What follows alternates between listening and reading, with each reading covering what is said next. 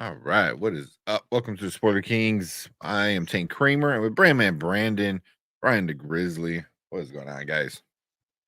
I apologize for us being late. It's actually my fault for the first. This is my fault for the first time in a long time.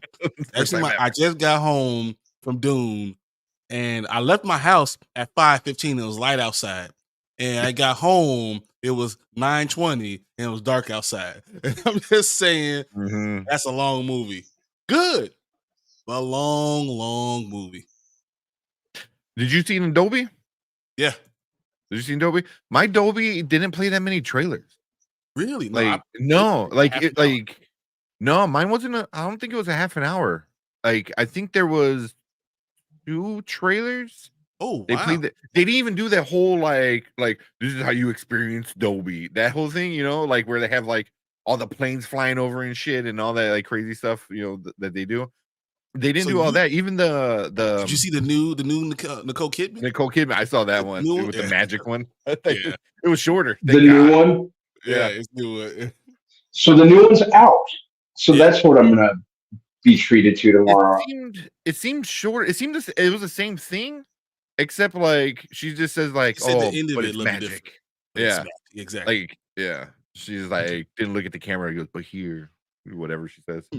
But yeah, I didn't get that many trailers. But it is a long movie. It's like the movie itself is like 2 hours 45-ish minutes, something like that.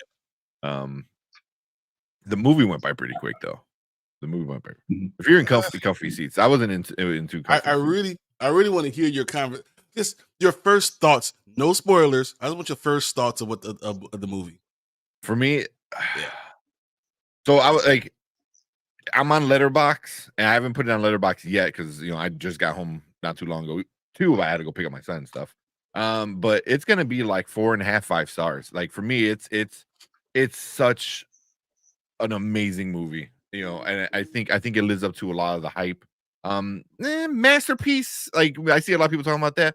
I don't know. I don't know because masterpiece to me is like something that's just so another level, and it is, and maybe I need to see it a few more times, but it is one of the best movies I've seen in a live action movies I've seen in a long time. In a long time. So I can't wait to go tomorrow. Yeah. That's very interesting. Like I said, I'm good. Sorry, go ahead. B.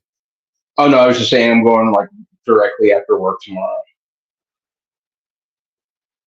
All right, so you watch a movie and you realize it's really, really good. I was watching the movie and I realized cinematically it's perfect. The sounds are great. The acting was amazing. The story was great. Like it's a great movie. Is it my favorite movie I've watched? I don't think it's my favorite movie I've watched in the last 2 years. Is it the best? Best put together and something I can watch again because I'm going to go see it again this weekend. I definitely, it's not Oppenheimer. Like well put together, but I need to see it again. It's not that. It's I don't know. There's something about it. Maybe what it is. I knew the story was going to be unfinished. Well, and knowing that this took a little bit away from me because in knowing the story, knowing what was going to happen, even though you don't know all the twists and turns, knowing the basic story just kind of took me out of it a little bit. Like sometimes you get lost in the movie. I never got lost in the movie. Oh no, I did completely. I knew where we were, where it was, and I knew I understood what was happening, and I watched like the 80s Dune like 2 days ago. So I was totally prepared. I watched it too. Yeah. And like the story I knew what was going on. And I don't know. It was, but I recognize it was great. I just don't know. There's something there, not there for me. No, I mean, we walked out and Erica's like, she's like, my heart is pacing. It was just like, I was like, so, like heart pacing at the end where she's just like, oh my God, like, happening. That's why I couldn't even. Even for me, I was just like, I'm like, oh my God, like, because they did change some things, especially from the old 89 movie, I think it was. Some are changed. I think they keep more true to the book, although it's been a while since I read the book. But I knew what was coming, but it was still so. Zendaya was amazing. She played Junie or He is. Joni, whatever. She I was don't think I've amazing. ever. I don't think I've Oh, ever seen her do anything better than that I was saw her tonight. I've agreed. never seen anything like that. That was the best she's ever been on screen. She was amazing. Which is really refreshing to hear because I've kind of been feeling myself nearing the point where I'm starting to get bored of her. Zendaya out. Yeah. Yeah, I'm like just feeling that kind of way about tuckered Timothy out. Chalamet. That's how I feel about Mhm. it's. I look at him, I was like, man, he was just Wonka. Like I've seen him in so many things, Yeah. and he's good. He's really good. He does an amazing job. Like his acting chops in this movie have to be so good because he goes this huge like stretch of emotion and all this stuff. But I don't know. I don't know. There's something about it. I just can't put my foot on it. But No. it's.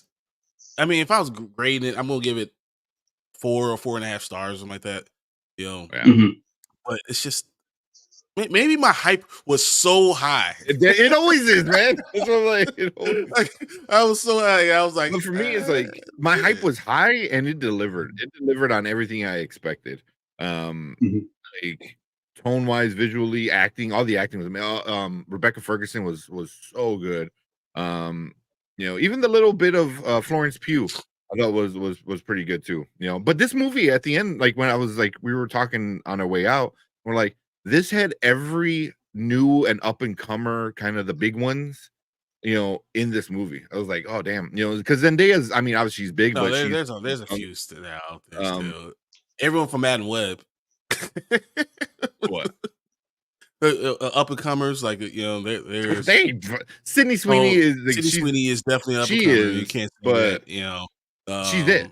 Who else? I mean that Dora you're the asking. Explorer?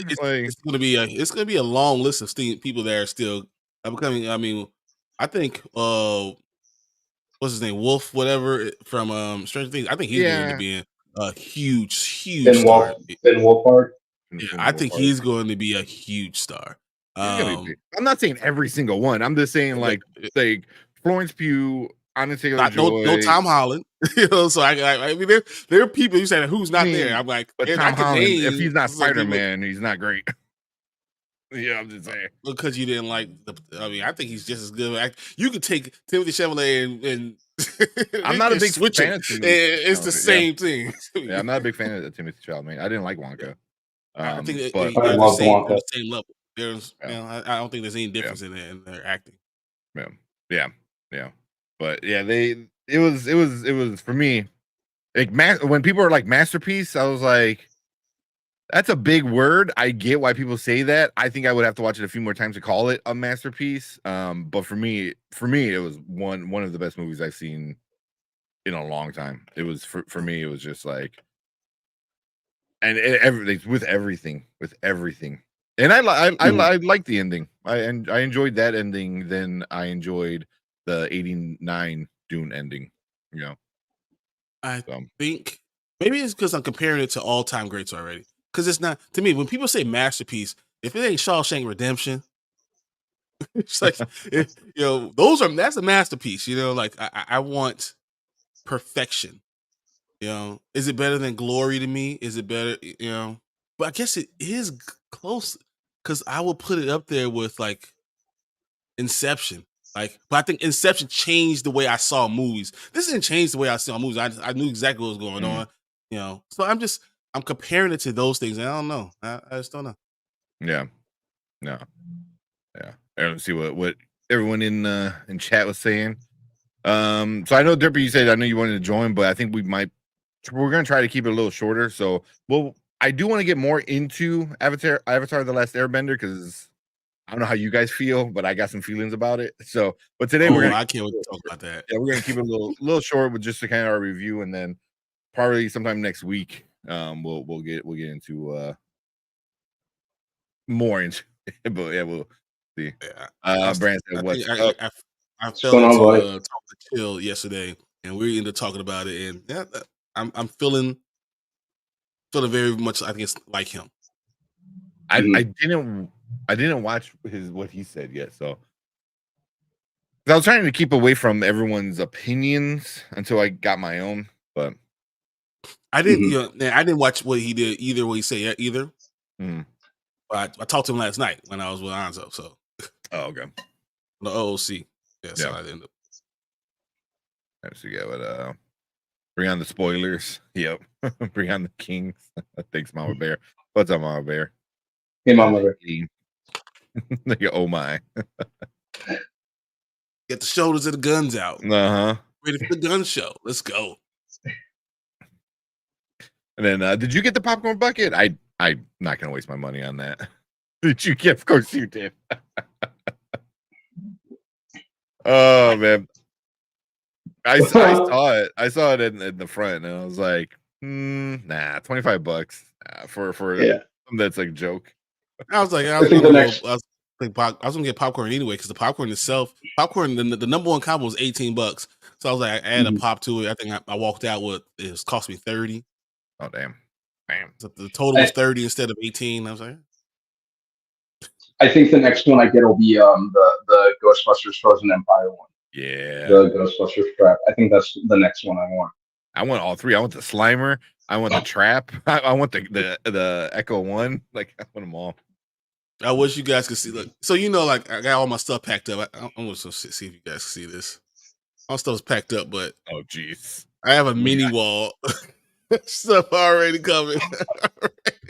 Oh, that's cool. That's so I cool. have a mini wall. Like Get you. That's house too. Ash is like, you got a problem. It's like, look, it was already ordered.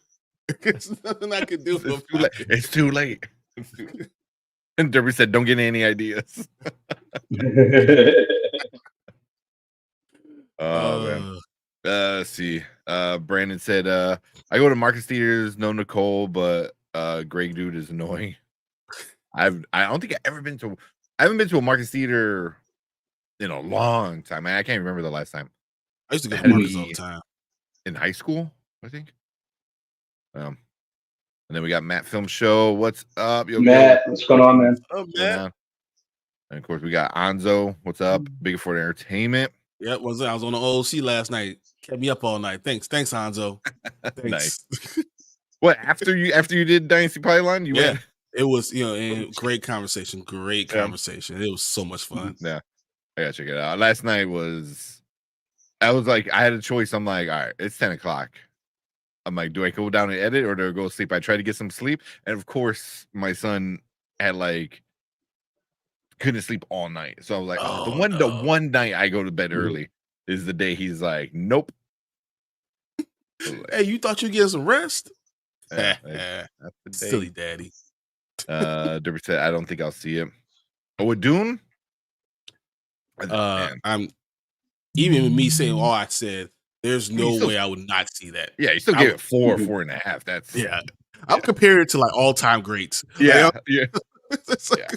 Well, as far as all-time greats go, I don't know if it's on the level of Shawshank. I mean, has anything been on the level of Shawshank Redemption? It's like the number 2 greatest movie of all time. Visually, though, man. Visually, I don't think I've ever seen anything like it. It was amazing. My seats were shaking because the audio was amazing at the Dolby one I was at. It was visually, even the music. It was Hans Zimmer is gonna win a freaking Oscar. Like, he's gonna win an Oscar. Like, this movie's gonna probably win so many effing Oscars.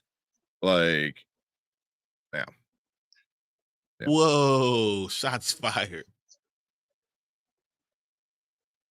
And Dune 2 caca. Oh, bro, you need to get banned for like 5 minutes for that because that's crazy. I can see why people wouldn't like it. If you don't know the story, I could see why they wouldn't like it. It's got like a 98% or 97% on Rotten Tomatoes, which is insane.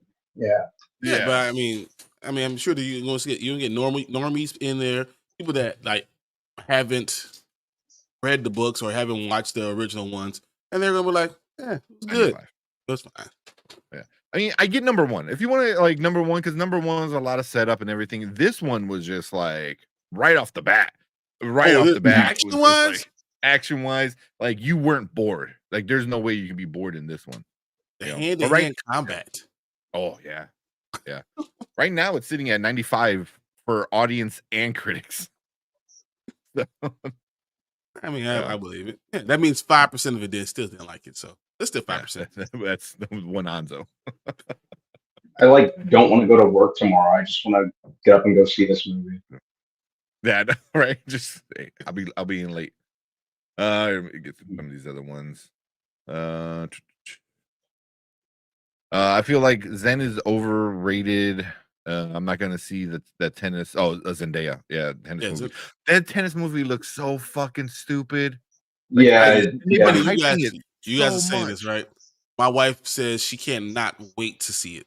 It's Really? her most anticipated movie of the year for her, and that makes then you they get realize two of that the ugliest motherfuckers to like. I thought it was unbelievable. That was my problem. I was like, I'm like, you get the two ugliest if I bastards. was rating Zendaya without her money, she's a 9 out of 10, and you gonna get 2 5s together, combined the five. Now, what would have been funny if it was Timothy Chalamet and Tom Holland? That would have been fucking hilarious, and also that would be hilarious. Oh, but it would be a lot more believable too, you know? Yeah, like two of the same exact dudes. Like, yeah, it was like even Erica's like, this movie looks so stupid. It was like it does not look good. But I think I'm gonna pass on that. After seeing Zendaya in this movie, I'm not gonna say anything about any movie she's in because she can act. She was amazing. I felt her entire performance. Everything she felt, I felt. So I'm like all for it. Yeah. I'm not gonna say her performance is bad, just the movie looks stupid. Like it's gonna make a decent amount of money because I think people think like they're gonna show the threesome. Like in the I movie. think it's gonna be more. It's the Euphoria. Like all those people, all the fans are going to go and see it, support her because it's that type of vibe I get. Yeah, I don't know. And there's millions of people that like it, so don't be surprised. We look at the box office like, wow, it made $70 million. But the movie's stupid. No, it doesn't matter. Yeah, I don't know. We got Drew. What's up, Drew? He goes, hey, what's up, everyone? Drew. All this stuff, all this stop motions. Oh yeah, all this stuff. My verse said, "I'll be good about Avatar." we're getting to she knows the Lord. She is 100% in there. Oh yeah. Don't be any idea with that one. Brandon said, to be honest, I did Last Airbender on Saturday. I've forgotten all about it already. No, I mean, I don't hate it. I don't hate it at all. I think it's good, so I can't wait to talk about it. Yeah. And then I want to compare it to the animated series. Oh, you have to. That's where we're going to have some conversations. Yeah. And we got Cleves. What's up? One channel members. What's up? Dune 2 is pretty good. Yeah. So how we do streaming. Yeah, I don't think it's not going to be like a 45-day streaming thing like some of the other movies. Like Lisa Frankenstein's already streaming. Like you'll probably be waiting a little while for the streaming. There's one movie that I saw, and then like I saw the movie, and then it was on streaming like that Monday. I was like, it just came out. Let's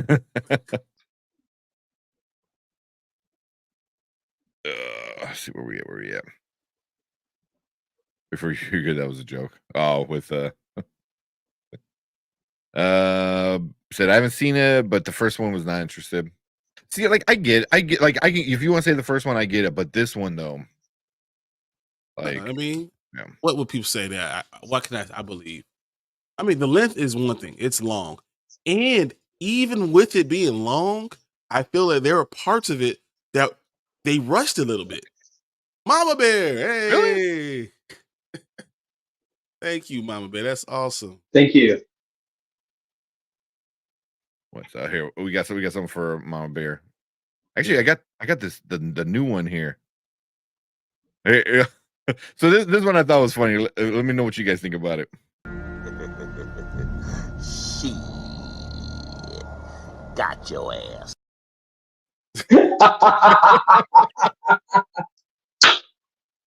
That's great. I love that. So appreciate my bear becoming a member. Thank you so much.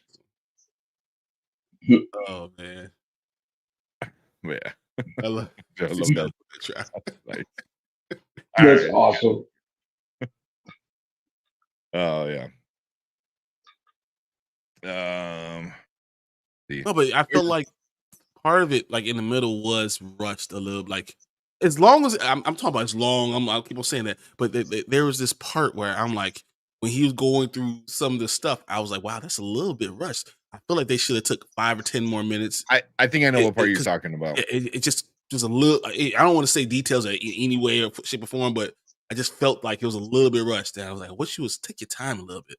It's like fast forward, Mhm. really fast. Like, how do you learn everything? Just like- Yeah.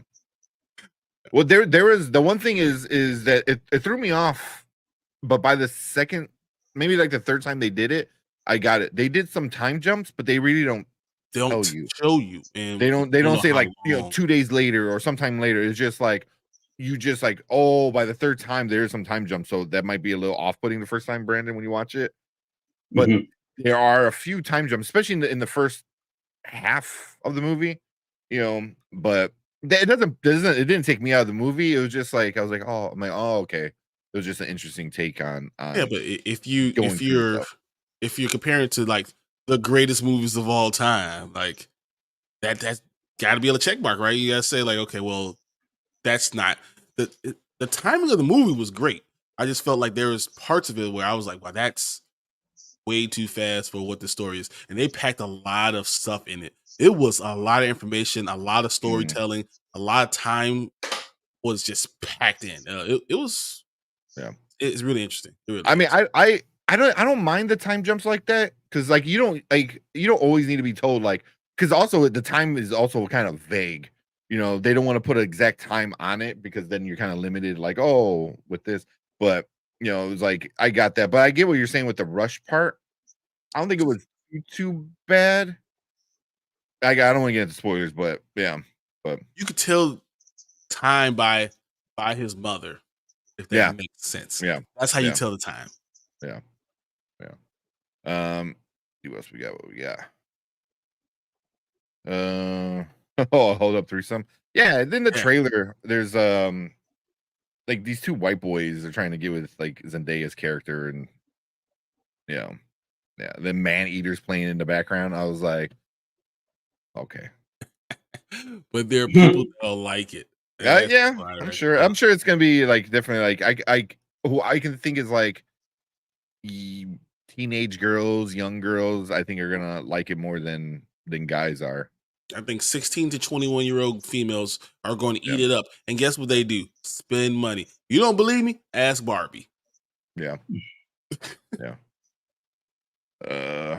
Let's see, and then Kevin Davis, what's up, Kevin? Doom Part 2 will be decent. At best 400, 600 at box office. I think it's gonna do more than that. How many people are in the theater with you? It was fairly full, like a little bit more than half, I think. A little more than There were half. 4 people in my theater. Really? Wow. 4? 4. Holy crap! Yeah, mine was pretty good. I mean, Expected a somebody bigger was standing turnout. next to me. Somebody's like I was in the back row. Pretty much the whole back row was full except for 2 spots. One in front. Yeah, it was a little bit more than half, I think. And it was a big screen. Adobe's a big screen along with the You thing. got to pay extra Yeah. if you're not I know. AC. I didn't have to pay extra. Yeah, we don't. Well, yeah, Yeah. we don't. But yeah, it was, but there's only 4 people in the entire theater. But there was 13, 14 showings. Oh, damn. So, Yeah. Dune 2 is quite a wild ride. It was something. And he says, "Where's Lisa Frankenstein streaming? It's not streaming anywhere, but it's digital, so you can rent it Yeah, digital." you can read it. Yeah. Warner Bros. Discovery needs a comeback even with Max streaming service turning profitable. Yeah. They're still struggling. Yeah. I've Yeah, heard I that. don't know. You need to buy something. Yeah. Well, the Warner Brothers backed out of the Paramount buyout. It was a little too pricey for their blood, so they're like, we're out. But I wouldn't be surprised if Warner Brothers starts to get rid of their streaming service and just sell their shows and Netflix? movies to things. Oh, You know, that'd be smart. do what Sony. That's what Sony does. Sony does. Yeah. You know, it's like, why do I need streaming? You have streaming. You have streaming. I'll just sell you my shit. You know, and then you can have it for X amount of years, and I get it back. So if I ever want to do streaming again, I'll get it back in a couple years. You know, but It's not a bad idea. yeah. See. Wait. We got Danny Road to Wisdom. What's up, Danny? What's going on, Danny? Another channel member, and he had joined Brian for the Black Excellence this past week. So appreciate Danny jumping in. I was talking to Danny yesterday on the old C2. Oh yeah, who's in there? Yeah. So super good conversations with you guys. It was funny. We talk. We get off track a lot. Yeah. Oh yeah, I know. I had to edit it.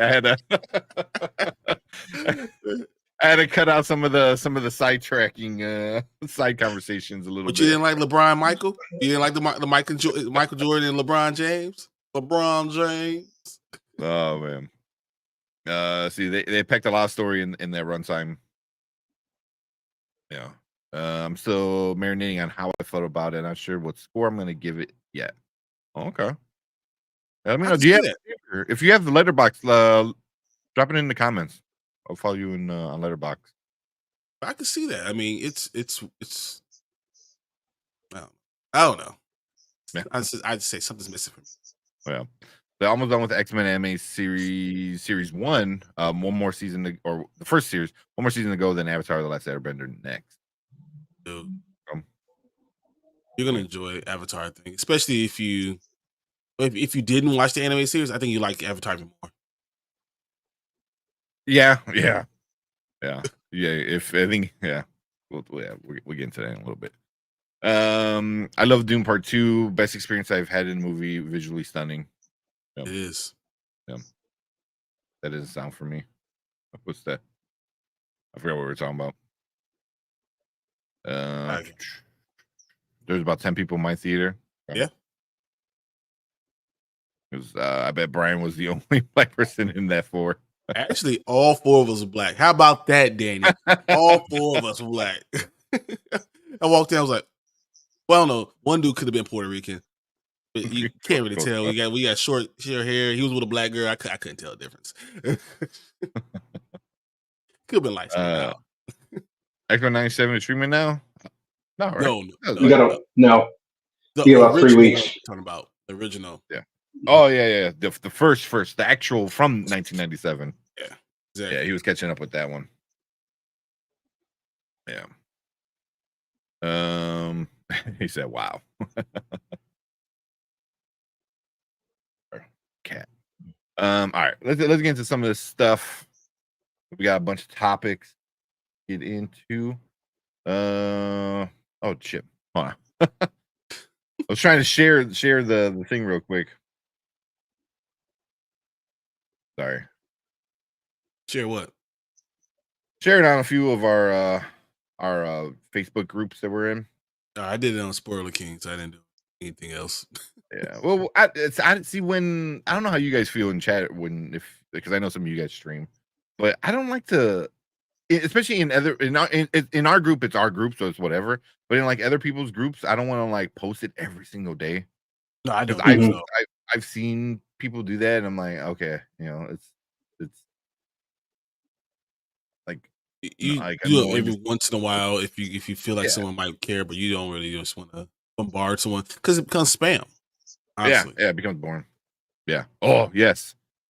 I didn't watch today's episode, and I'm so pissed off because I was getting caught up with Avatar, and then I wound up leaving work early and just didn't get to watch it.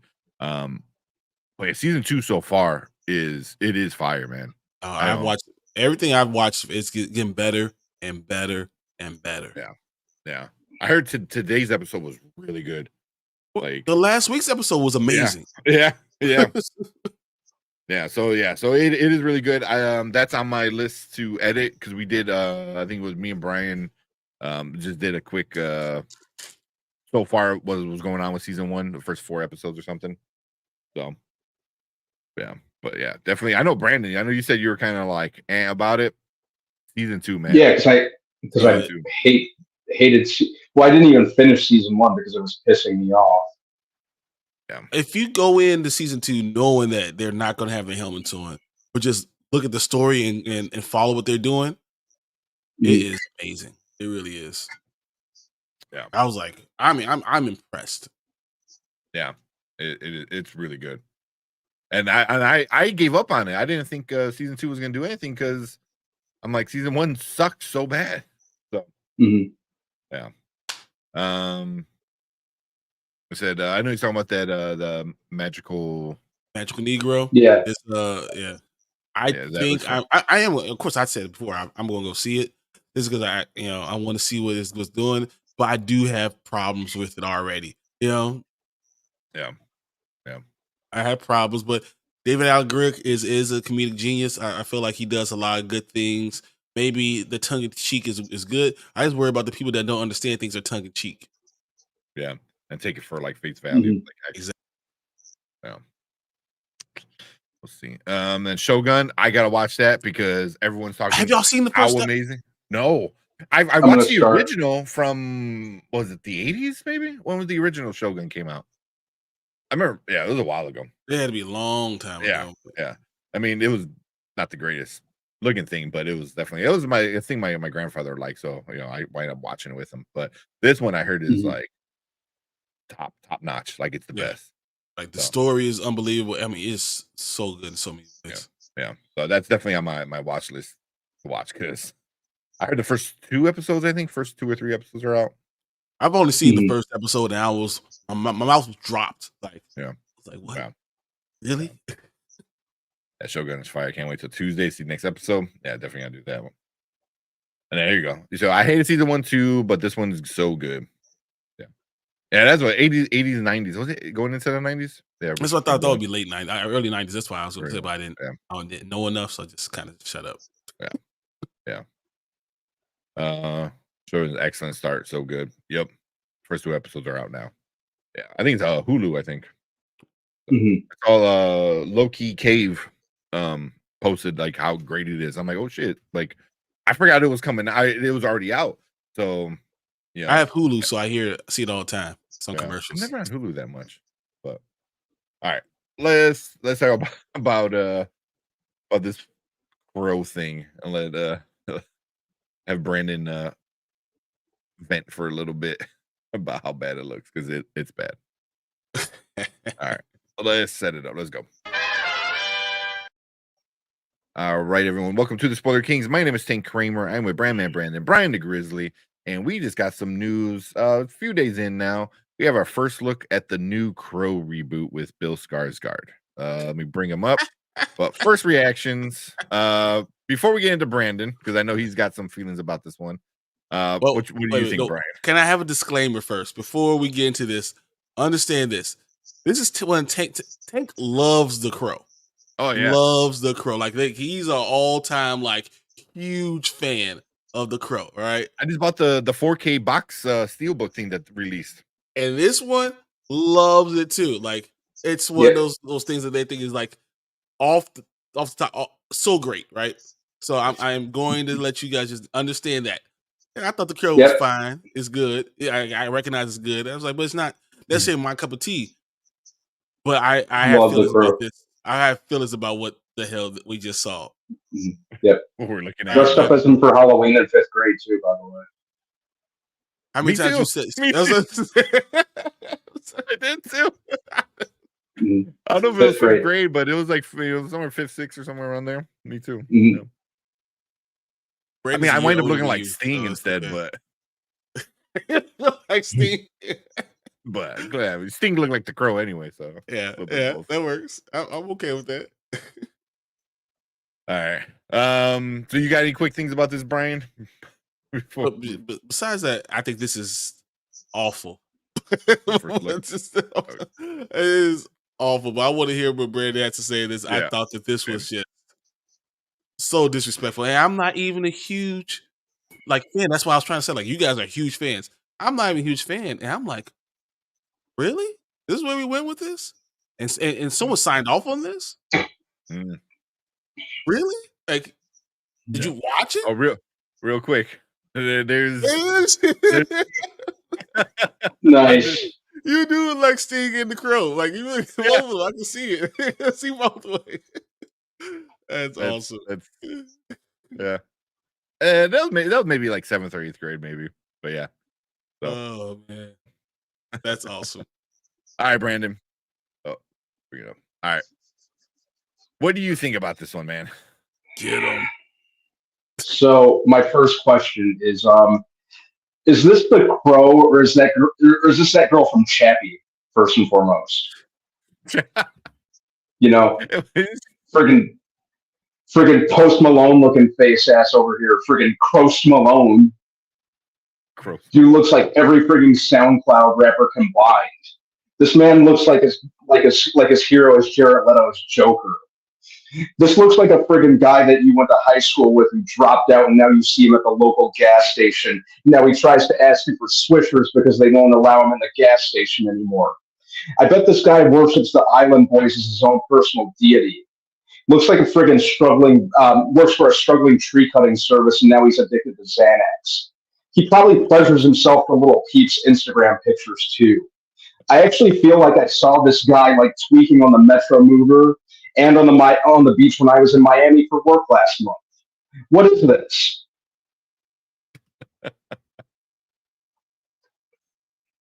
Oh man! I know on Ab Day he didn't finish the entire workout. That's what I was gonna say. Shit. You finished the leg lifts, bro. That's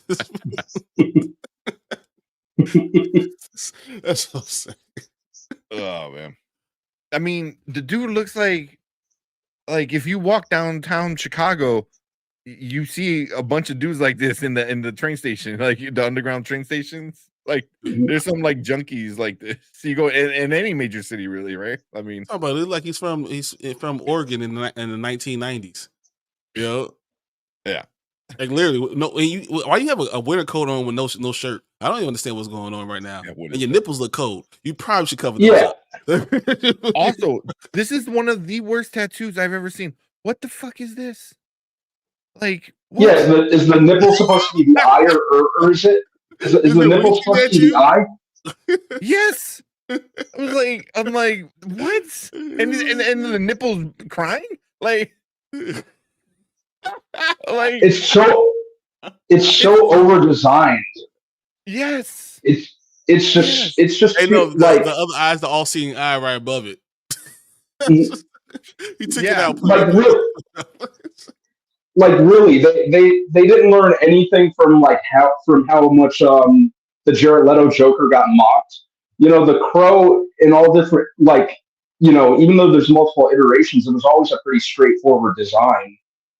You know, we didn't need all the tattoos, and what really rubbed me the wrong way was the director Rupert Sanders, who I was actually on board with this guy directing because I like him visually. He did like Snow White and the Huntsman, and the Ghost in the Shell movie, which movie wise, like story wise, I didn't really care for, but like visually, I liked it.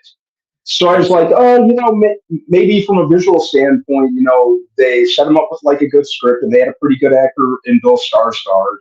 I kind of was willing to give it the benefit of the doubt, but good job, I'm a bad.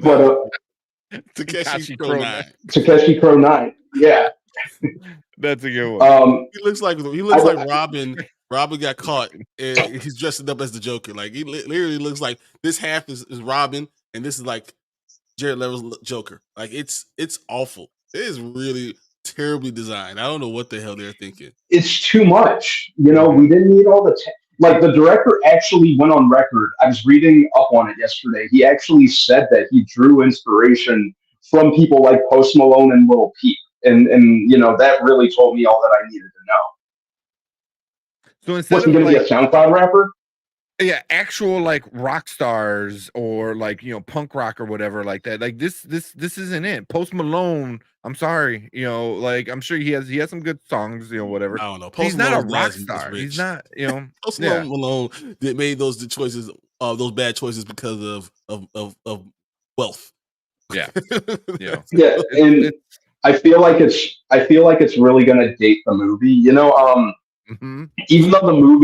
though the even though the '94 one, you could argue that it is very '90s, but it's still it's not like rooted enough in its time to where it doesn't hold up today. I think it still holds up today. I think, if anything, rather than it being influenced by goth culture more than anything, I think it kind of had a heavy hand in influencing goth culture and hot topic culture, whatever you want to call it. I think Punkers did that. Say what? I think broke up. I'm sorry. Certain bands are really that did that to the emo. Yeah, I mean, yeah, definitely. And look at the soundtrack for it. But I think this is gonna you're influenced by SoundCloud rappers and like stuff like that. Like, really? Yeah. But what made the first so great was like you said, the simplicity of it. It was just like the dude threw on some makeup and just black clothes. Like it didn't need to have all this nonsense on him. You know what I mean? Like the makeup was his expression. It wasn't like, oh, I got a chain that's broken because I broke free. I was like, that's fucking stupid, man. Like yeah, it just comes off as heavy-handed and try hard. Yeah. And it's a shame because I was on board with the idea of Bill Skarsgård playing this character. He I think he has like the right build, even the right look for the part. From physical, heck, we just watched the trailer for Boy Kills World, so he has what it takes from a physical standpoint, I think. It's just this, just really, it's not. In that interview that I mentioned as well, it's enough for me to be like, yeah, I don't want to pay money for this. Yeah, giving son of Jared Leto's Joker. Yep. It looks like he has a lot of confidence going out there like that. Like he just finished listening to Nirvana and he's like putting on this stuff and he's ready to go and it's probably 80 degrees outside. That's what I think. This is the kind of guy who's like never even heard Nirvana. Like, who's that? Like that's Lil Pump is this dude's hero. Yep. I like Professor's like roasting. Get him. And even Danny's like, I'll tell us how you really feel about him. Yeah. What do you want me to have a filter about it? Look at him. What am I supposed to do? Oh, yeah, it's so bad. Let's see what you guys in chat are saying real quick. Road to Wisdom. Danny said the villain in the first Crow made him a better hero. Sorry, I'm trying to read it and it's like super small. There we go. The villain in the first Crow made the hero made him a better hero. If he wasn't the bad guy, I don't think he would have been as good. Oh, the villain, yeah, Michael Wincott, he was awesome. He's such an underrated actor. Very good point. Even the little minions, I thought made it good too. Like because they all had their quirks and kind of made them what they were. Like the guy Tintin with the knives, and then like Fun Boy who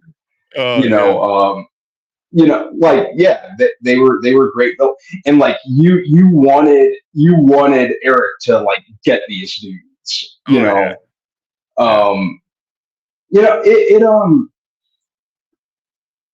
first one, just from an artistic standpoint, I loved like Alex Proyas's use of like miniatures, the way that it was filmed, like just how grim.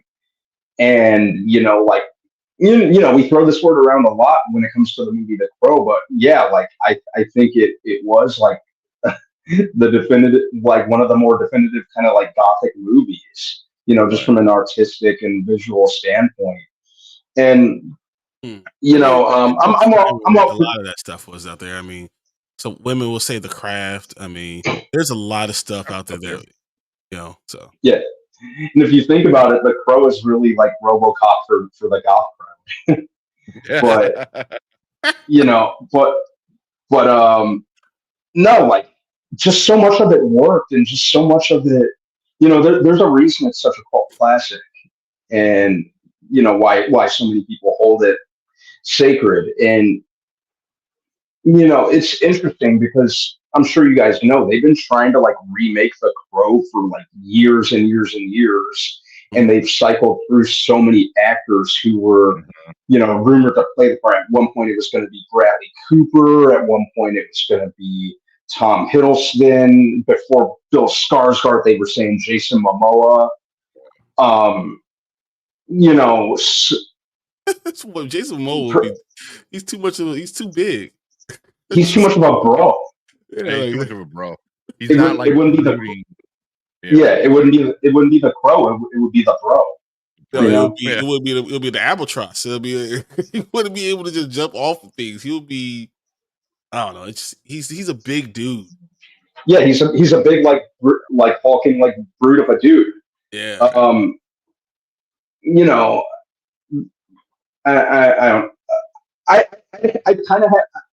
I kind of want to see a trailer. Yeah. Just to see if it like kind of sways me a little bit, but as it stands, these the first several pictures that they put online, and it's just a little too heavy-handed for me right now. Yeah, and like Danny's saying, y'all just looking at the outside package, just picture. It's possible the movie story could be good. Gotta watch it, then make an informed review. But the story is good if they go by the original story. Because I mean it's a simple story, it's not anything crazy. But I agree with Brandon. Like we gotta see a trailer first. I think because if it's well done and it looks good, besides the way he looks, or maybe he wears a t-shirt most of the time, and this is like the one time he like doesn't wear a t-shirt. I'm like, I'll be okay with that because they're gonna be covered up the whole time. But I want a trailer. It just from this initial look. Yeah, the picture and the pictures and the director quotes, like saying in his words he drew inspiration from people like Post Malone and If I hear a fucking Post Malone song in this fucking movie, I'm walking out of the theater. I'm done. Like then why go if you know Post Malone's gonna be on the soundtrack? Because it makes no sense. Like his songs don't fit this type of movie or it should be. Or it can't make it from 90s. It can't be a 90s perspective. So they're going to try to make it, and that's what he said. Trying to make a new age, but with certain type of things that you can still hit the same feeling. So you're going to get here Post Malone. You're going to hear like sound cloud rappers. You're going to hear those type of things. That's the way they're going to go. To mirror the gothic feel of the 90s. That's what's going to happen. Then you failed. That's what I'm afraid of. Yeah. You don't need them. Obviously, I'm not saying go get 9 Inch Nails and have them, play and stuff like that. Like there's there's a way you can probably get some like cool underground music and get the same vibes and like save money on getting lower unknown musicians that fit the vibe and make them famous, help out your movie. Like I feel there's the things you can do. Yeah, I think that they're going to go off of try to get someone that already has name recognition. You're not trying to build your movie up with it. You're trying to ride the coattail. Knowing that, I mean, you should expect it at this point. Yeah. I mean, so I'm looking at like, granted, everyone then like obviously The Cure. They're not small. Stone Temple Pilots small when in 94. Rage Against the Machine, Roland's Band, 9 Inch Nails, the Violent Femmes. It was a movement though. Thanks. So like this is grunge movement from 1991 to 1995 was huge. So it's easier to do it. They're trying to create a movement. And I think that's why you can't do the same thing. I have no idea how you're going to do it. I think that's why everyone else ended up giving up at the end. Because you like, how do I recreate this movement that was already in motion? It was already happening. Mm-hmm. So I don't know the answer. I'm just saying that is probably the issue. How do you recreate that? Yeah, I don't know. have an I mean, the answer. music is gonna be big on this one for sure. You know, and that's why a lot of the other Crows didn't do well because they just tried to copy and paste like same music and it didn't work. So Yep. Yeah. Can't do the exact same stuff. So you got to figure out a new way to bring it to the new age. And if you do that, if you do succeed at it, then this will be a great movie. But if you do not, I don't know what to tell you. I mean, it's going to fail. Yeah. I mean, yeah, Bon Jovi was the Crow in one of the sequels, and or that was supposed to happen. Yeah, wasn't he? I thought he was. I thought didn't they do one of like straight to video kind of Crow movie?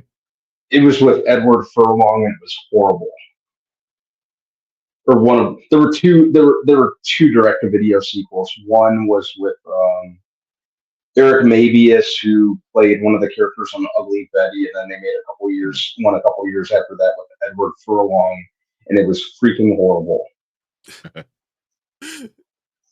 I think we just gotta move on. Yeah. Let's see what else we got. I would go in with lowered expectations for this one. Yeah. I mean, like I said, I gotta see the trailer. I gotta see the trailer before I even decide to go to the movies to see it. Yeah. Anzo said I'm gonna give it a chance, but to most of these remakes are trash. Yeah, that's true too. You go. I think Jason Momoa could do it if he played the way he played in the last Fast and Furious. He killed it as the bad guy to me. He was one of the best things about that. I don't think he was. I don't know if he could be the Crow. I don't think and it's not even because of his size. Like the size, like, yeah, whatever. It's just who he is. He's not this kind of person.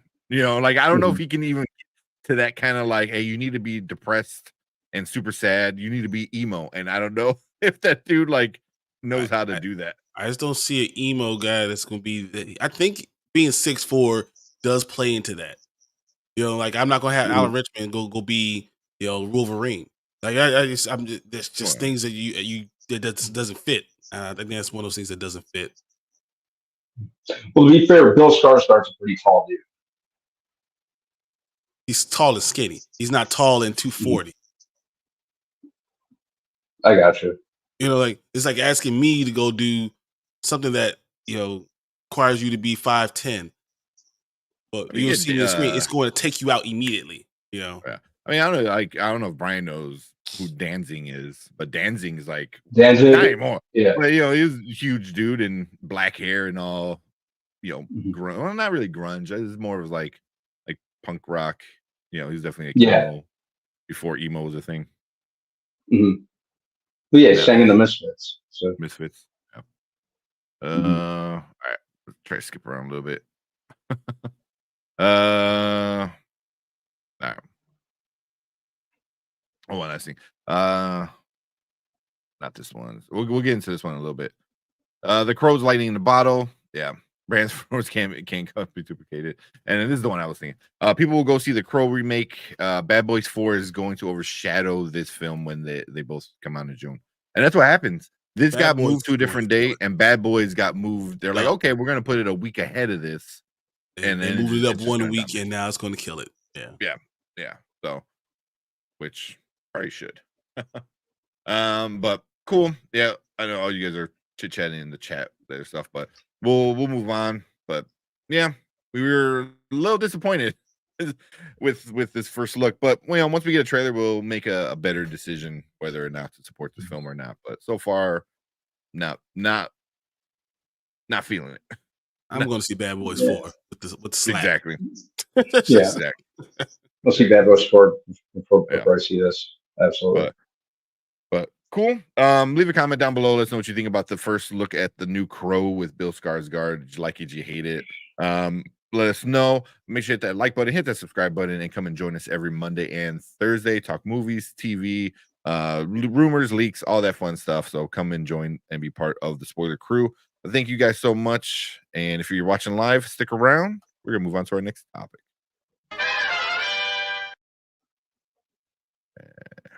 shit. I was like, okay. I'm watching Bad Boys 4. Yeah. Like I would. That's not even a choice. Not the same realm. Yeah. So Matt, we're gonna bring it. We're gonna talk about Superman in a little bit too. So shoot, talk about it now. Yeah. I'm playing with Anzo, Madam Web. Oh yeah, because Danny liked Madam Web. Yeah, Madam Web. Yeah, I know. Which is the crazy man. That's crazy. Hey, there's 3% of the population that liked it, so it's okay. Yeah, it could be one of them. You're the one out of them. Where is it sitting on Rotten Tomatoes? It dropped so hard that second week. It's up. Isn't that 15? Oh, it went up. It dropped so hard that second week. Like it's still at 13 for critics. It's at 13 now. 57 for audience.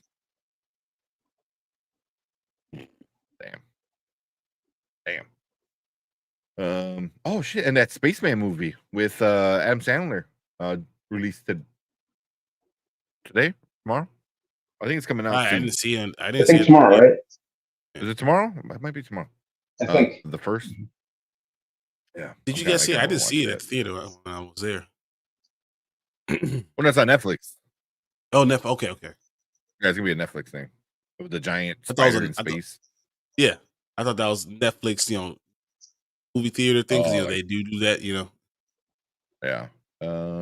Where's it coming out? The release date the 23rd? No, that can't be right. That could be. Well, shit, it says the 23rd. Is it already? It's already. It's not already out. February 23rd. That was last weekend. Yes. Really? Oh shit! I didn't even know. I didn't see that on my Netflix. Huh? Yeah. He didn't even know. You wait a minute, Danny. You like Madam Web? I thought he said it. Didn't he say he liked it? You don't see all those comments. I didn't hate it. He didn't hate it. Yeah. I hate it. I don't know when we talked about it, but it might be. That's crazy. Within a month, I saw what might be my worst movie I ever saw ever, compared to like one of my like new like favorite movies. Mm-hmm. Maybe not new. I would have to look at it, but definitely newer from the more recent years. I don't know, favorite movie. Yeah. Damn, what you smoking? Yeah, quick moment of respect for Richard. Yeah, that sucks, man. Yeah, I know, man. Yeah. Did he say how he died? Heart attack, I think. Was it? Damn. Or cancer. Something like that. I I forgot. I might be wrong. Actually. I didn't see what he died from. Might have been like some form of cancer. I can't remember. I think he's right though.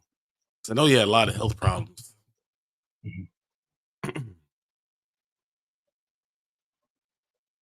What it came up as?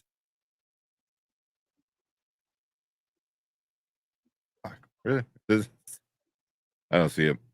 Nope, they don't tell you what from what though. It says heart attack. That's what I'm looking at CBS right now, saying heart attack. Oh, then I was on the right track. Yeah. That sucks, man. 76. He was still pretty young. Where do you remember him from as much? The most? I remember his stand up, and I remember him showing up in Robin Hood and then in tights. In tights, yeah. In the tights. So yeah. That same. That's the one I remember like a lot. And in Curb, he was in Curb. Yeah, and that's most remember. Yeah, and then his stand-ups were good for like 90s stuff. Oh, that's right. He was in that show, Anything But Love. That's from like 89 to 92, like 4 seasons. I remember watching replays of that. But yeah, that does suck, man. But cool. Man, you guys all argue about this stuff. Let's just go to the next thing. Yeah. First time I saw him was Dear John, his TV show. I don't remember that. All right, you guys are all fighting about Madam Web now in Twilight. All right, just to join the conversation. Was Twilight awful or not? Was it awful, or was it just not your cup of tea? Both. I never finished it because I didn't like the first one. I don't think it's awful. Yeah, it's not for me. But I don't think it's awful. I can recognize something that's not for me, and still give it respect for what it is. I made fun of it a lot of times, but it's just not something it's for me. I don't think it's an awful movie. I think it was trash. I don't know. I mean, because I try not to say that because I have girls, so they like things that I don't like necessarily, and I have to respect them if I want them to respect my stuff. So I never try to say something's trash unless it's poorly done. If it's a poorly made movie, then I'll say it's trash. But besides that, I don't say it just wasn't my cup of tea. Maybe I'm a little biased not having kids. I mean, you look at it from your point of view, but I always try to look at things from multiple people's point of view. Like, just because I don't like it necessarily doesn't mean it's trash. It's just not for me. It was trash. Like if my wife came and said Spaceballs was trash, I'd be like, man, I want a divorce. But can I recognize that people don't like it? Yeah, I can recognize it. Just don't hate on the stuff I love. So I'm not gonna hate on hers. What is it? I'm gonna see what the Twilight Saga Rotten Tomatoes is. I mean, and it is a super popular. Obviously, made a shit ton of money. But Twilight number 1, 49% by the critics. Yeah, but what is Spaceballs by the critics? New Moon 28%, Breaking Bad 25%, Eclipse 47%, Breaking Dawn Part 2 49%. Like none of them. The highest one was Breaking Dawn Part 2 at 49%. My point is that when I compare it to movies that I like, and they can say they're 49%, I can say, well, I like it.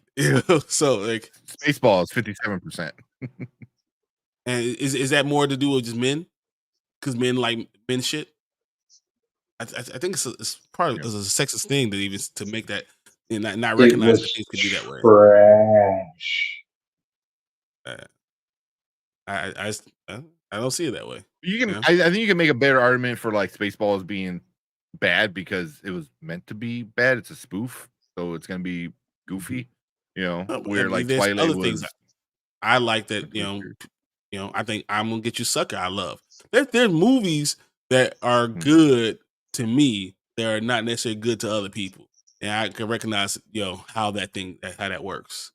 And I can say I didn't like it, but I'm not gonna call it trash because I'm just not gonna degrade their taste because their taste is gonna be different than mine. Yeah, I don't like those straight to home movies, but when they have a following, a cult following, I can't blame them. I'm not gonna say these are awful things. Well, there's like for me, they're starting to become like kind of a cult, not a cult following. There's a movement with this Madam Web movie. They're like, it was a trash movie and it was bad acted and it was a bad story. I love it. Make more movies like that. I was like, no, what? Like, stop. Like, you're incentivizing like companies to give you garbage, and you want to be so fucking hipster. You're like, I liked it because it sucked. I was like, you're stupid. It's like, yeah, but I think that's a different genre. If Twilight was in a different genre, like it's about a love story and it's stupid, but it's their genre. That's fine.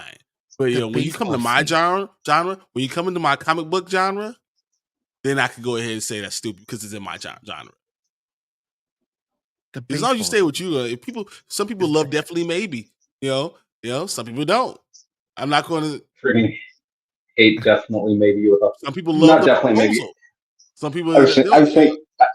I was thinking of Love Actually. That's the one I hate with a fiery passion. Some people freaking hate Love Actually. The Notebook. Some people love it. Some people hate it. I'm not going to sit here and say it's trash because I'm either on either side. Mm. That's just I'm at. It's trash. See, but I can argue that it's a trash movie. like The Notebook, though. I think It's not my cup of tea, I think. but I understand why. I understand why it's good. I understand why people love it because it's a good love story and this and that. Like, granted, it's you can make arguments about it, but The Notebook I get. Like I think it's part of some parts of The Notebook that are just awful. And yeah, it's cringy. It's cringy because it's a chick flick or quote unquote chick flick kind of thing. But then again, if that's what you like, I'm not going to sit there and because they did exactly what it's supposed to do. So who am I to sit there and tell you it's awful? Yeah. That's what I was going to say. The Notebook had a super toxic relationship. Yep. It's not a healthy relationship. What's wrong with people nowadays? Yeah. But I'm not going to call you like stupid for liking it. I'm just saying. I just say I didn't like it. It's not my cup of tea. That's why I always say it's not my cup of tea. I don't Madam Web. Madam Web sucked. It was trash. No, Madam Web is in my genre. I could say F you. That was awful.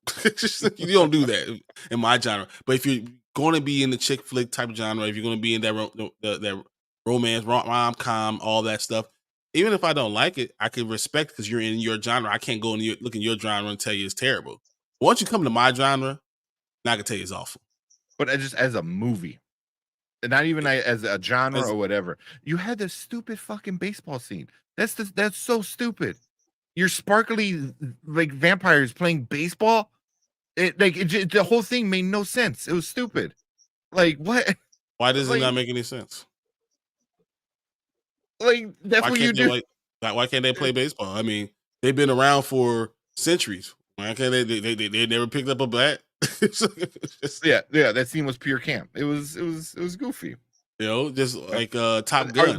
Why are they playing? Are you a campy movie or are you? Why are they playing volleyball? But Top Gun is like that because Top Gun is a campy movie. It's just like that. But it's a campy movie. What is Twilight? Is Twilight a chick flick or is it a campy movie? It's a rom-com that doesn't have to make sense. So why are they throwing? Because that's what rom-coms do. Not like that. Yeah, all of them do. All of them. They throw cringy kind of like rom-com stuff in there, but when they just throw in like funny scenes because they need a funny scene in it.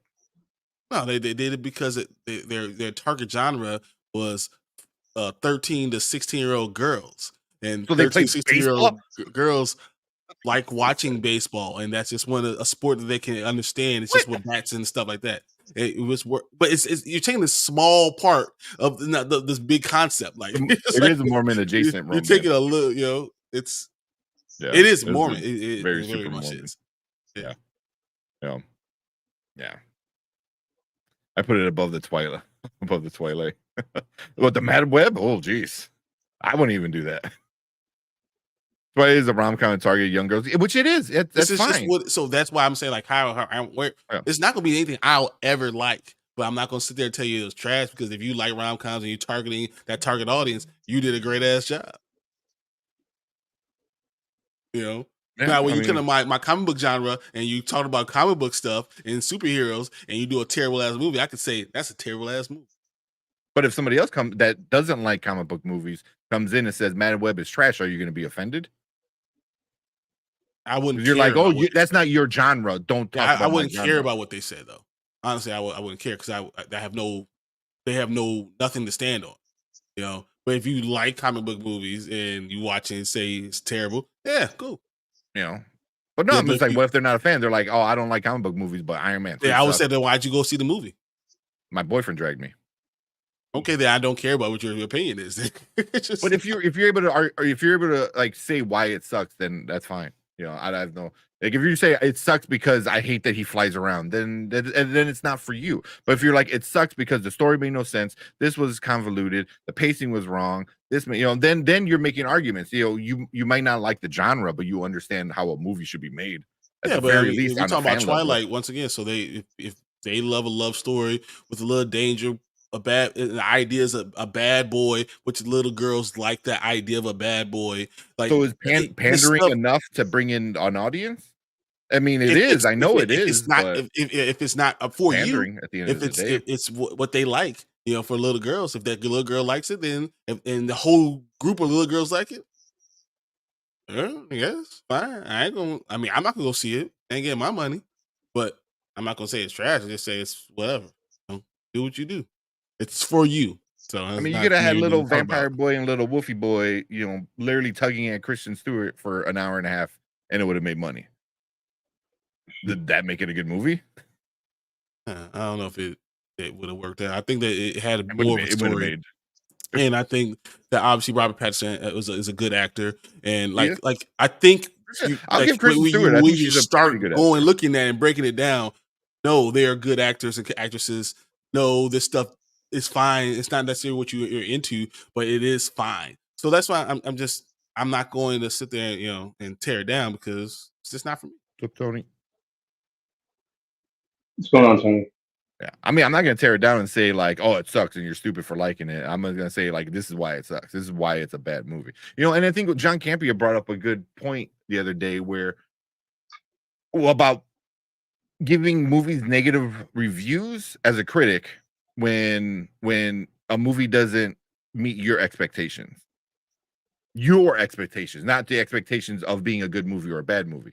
And I think that's when a lot of like what you're kind of saying, Brian, is kind of comes in. It's like, if I say it's trash, then I need to back it up as somebody who like wants to argue about movies. They're not even argue, but discuss movies. But if I'm like, oh, it's trash because I don't like Robert Pattinson, I don't like sparky vampires, like then that's not a good enough argument for me. Even then, I just think if you're not the target audience, then why are you talking about it?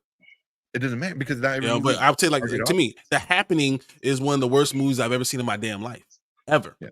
But as a critic, you should be able to look at something and criticize the movie, even though it's not your cup of tea. You can still understand why it's a good movie and why certain people do enjoy it. I just don't think so because and I get why if I'm not the target, people like that. If I'm not the target audience, it's hard for me to be in that same mind frame. I don't understand what the mind of a 12-year-old little girl because I'm a 39-year-old man. Like that's hard for me to even put myself in that thing. And then sometimes you just stay away from those things. You just say, okay, well, that's not necessarily for me. But then the movie's pandering to 12, 13-year-old girls, which is fine. Pandering or literally for them. As a movie. But it's for them. And if they love it, then okay. Yeah. It's like I agree. Go say there's nothing wrong with that. No, but if you want to go say like what's that movie with Adam Sandler, the cartoon movie, when he's Dracula. Hotel Transylvania. Hotel Transylvania. If you hate animated movies and you think that he's being over the top and everything, you'll say, "Oh, this is a terrible movie," and you'll be wrong. Mm. But it's what it is. You watch the channel. But then why are you saying it's a horrible movie? Because you don't like animation. So no, then but you're not criticizing the movie. You're saying it's bad because I don't like it. You can say that. But if I'm saying Adam Sandler is over the top and he's doing things that it's almost for a cartoon or for a TV show, and he's doing it in a movie, and the things just don't animated movie match. Where he's a vampire, but it's a movie. So all movies, by your concept, should be the way I think movies put together. Like it's not necessarily just that. Why are we still talking about this? I'm trying to tell you, like, as a critic, you should be able to criticize the movie. I'm telling you that even if it's not someone else could like The Happening and go through the whole thing. I'm not going to sit there and say it's just trash because it's not my genre. I'm not until it's in something that know that I'm a target audience. And I can put myself in that context, that frame of mind, then I'm not going to do it. That's all. Yeah, I disagree. Because I don't know enough. Because if you don't know enough, so like Brandon's saying that the Little Mermaid is so awful, and I'm with little girls and I'm watching it with them, and they're saying it's the most magical experience that they've ever had. I'm going to disagree with you. And you saying it's trash is not necessarily true. It could be both things. It's your own biases. But it could be both things. It could be a trashy movie, and the little girls, little boys or whatever, like they love it. And what if I could defend it and say that's not trash, but your opinion is. No, your opinion is it is that way. So I'm just saying But that's what criticism is. As a critic, that's what it is. But if you can defend it, by that or definition, I can say all the people that say things are horrible, that saw all those toxic Star Wars fans and all that other stuff, because of their opinion, if they have a backing to it, they should be. It's fine. But I say that it still ruins doing that. Instead, just to say, "Hey, it's not necessary for me, but if it's for you, that's okay. I'm going to tell you what it did, what it didn't do, and this is why it's not for me. But if this is your genre and this is what you like, that's fine." I think it's more of a more respectful type of way of doing things. That's just I see it. Yeah, I mean, I don't even get to the Star Wars thing because that's a whole nother discussion. But it's toxic things. So. Yeah, but they start off in a good place where, like, yes, they have actual criticism, and then it turns toxic, and then it turns like, oh yeah, hey, Luke Skywalker shouldn't do this. Like, yeah, I agree. Oh, but also they fucking made Rey super powerful. Like, oh, dude, that's another conversation. Like why, like, what's going on with that? So it starts riding hand in hand of certain things, and it goes with your own biases. Yeah. So but that's why I say if it's your own biases, then it is what it is. But let's move on. Yes. Dude, that'd be a whole clip. Oh, what time is it? 11. All right, I'm gonna skip the Superman stuff and let's get into the Avatar. I wanted to talk about Superman too. We can get stuck on Twilight. God. We'll do Superman and then Avatar, and then we'll call it a night. We don't need to watch. I'm gonna talk about Halo. We have a future. What's that? I didn't watch the last episode, so I don't know what's going on. Okay. And then Brandon that still needs to get caught up. So yeah, okay. All right, let's talk about Superman. It was kind of a big deal. Yeah, we'll put it like that. All right, let's do it. All right, what is up, everyone? Welcome to the Spoiler Kings. My name is Tank Kramer, Brian the Grizzly, and we're going to talk about the new info picture that we got from Mr. James Gunn himself. We got the new zoomed up look of Superman, his logo, which I think all of us by now know it was going to be the Kingdom Come kind of S. So, what you guys think about it? Well, also real quick before we get in, he said overjoyed to be announcing the start of principal photography on Superman today, February 29th, which just happens to be coincidentally and unplanned Superman's birthday. So, Superman's birthday is leap year. That makes sense. Why not? So he has a birthday every 4 years. But yeah, yep, that is our first look at Superman stuff. You're looking at it. I mean, I knew that all this was coming. I find it more interesting that they've changed the title to just Superman. Shame. That was more interesting. That whole point was the thing I got out of this whole clip. I didn't care about the S on his chest and how it was going to shape or any of that stuff. The fact that the movie's just now is called Superman was the biggest part of the whole thing. Yeah. Because he would have called it Superman Legacy. Because you want to call the thing you're working on by the name that it is, to get the hype going and stuff like that. So I feel like he snuck that in there. He's like, oh, here's the picture, and we're doing a title change. So it's kind of like that was the biggest part to me. Yeah. I was pretty used to the Superman Legacy title. Liked it, but I'm fine with Superman as well. This is the start of a brand new rebooted universe, so I guess it makes sense. As for the logo, it looks fine to me. I was kind of surprised they went with Kingdom Come at first, but no, I'm good with it. Waiting to see what the entire suit looks like. There was an alleged leaked costume, but it was already debunked as fake.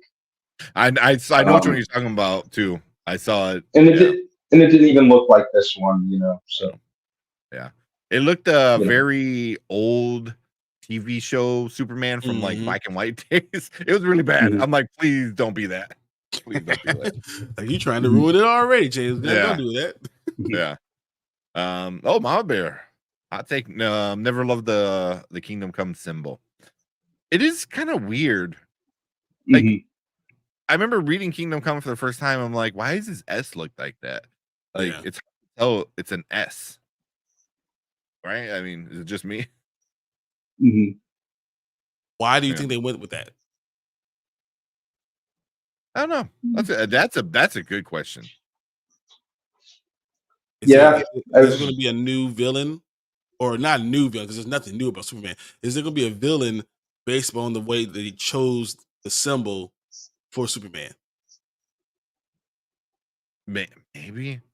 I mean, or maybe that's the actual symbol from Krypton. Is that where it's not an S? That's a symbol. And then somebody's like, "Oh, it's kind of like an S," and then he turns it into an S later by the end of the movie or something like that. Maybe Isn't it I like don't a know. river or something like that, and flow, or no, it's like a flowing river, it's going to side. Yeah, Yeah, yeah, yeah. That's So always what I always heard. yeah, yeah. So I don't know. I don't know. Mama Bear said it looks like a don't symbol. It does. It's like no, a little like do not enter kind of thing. Yeah, but I do. I feel like all the past Supermans have this kind of the style of the fabric, where it's just like it looks plasticky almost, It's or Mhm. rubber, like a like basketball. rubber. Yeah, like a basketball. That's a good way. That's weird. I thought Henry Cavill's suit was one of the better looking suits. Um, even with the whole underwear thing, I think I like that a little bit better.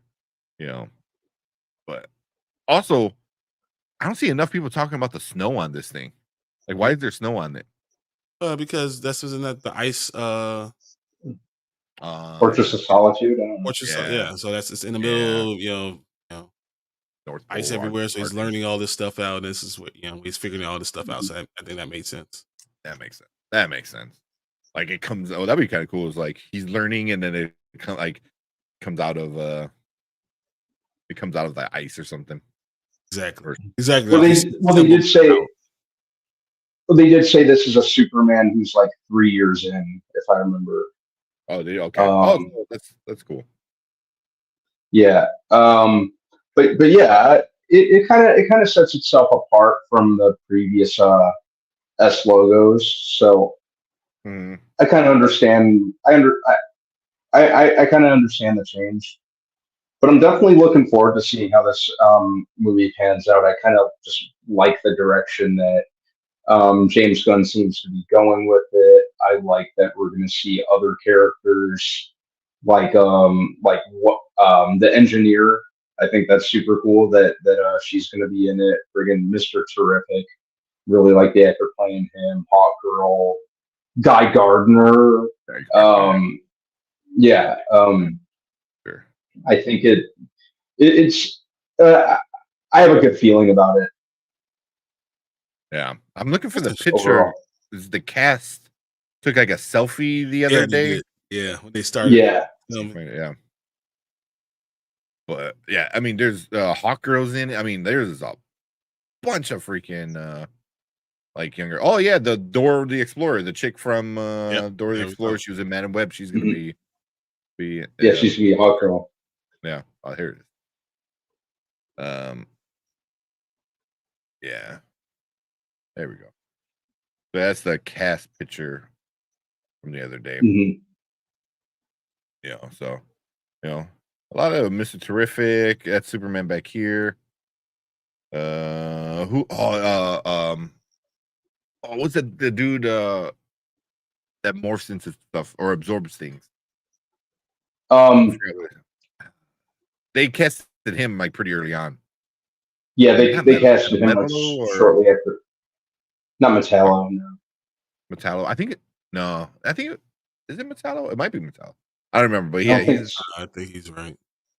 he's in it. Mr. Terrific, all that, Lois Lane over here. So it's cool.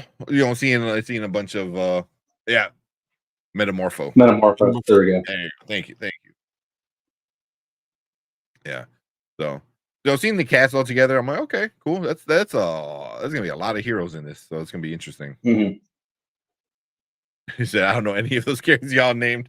And that's my worry. When you make a movie for people that love comic books, and it gets, you have to really like this certain run. It does take a lot of the normies out. So I'm hoping that they do enough to pull more people in than just would normally go see it. Yeah. Yeah, I was always, I forgot where I heard it from, but there was somebody that said, like, if you want a comic book movie to do well by the normies, you need to get the fans hyped, because the fans are going to get the normies hyped, where they're like, oh, it's going to be so good. It's going to be good. And I'm like, okay. Because, like, great example, Guardians of the Galaxy. Like, no one really knew it. You had some of the fanboys. Did they that have knew fans? Yeah, exactly. That's why I said No, some of the I fans. don't know if that's true. No, but they came out. A lot of people knew who Rocket was, for sure. Rocket was that was it. He was the selling point, for that movie. The first one at least. But yeah, I think if you can get some of the comic book fans on it, you might be able to get some of the normies. But the only problem is DC's so split because of the Snyderverse. So you're still gonna have a lot of people like, no, this is gonna suck no matter what.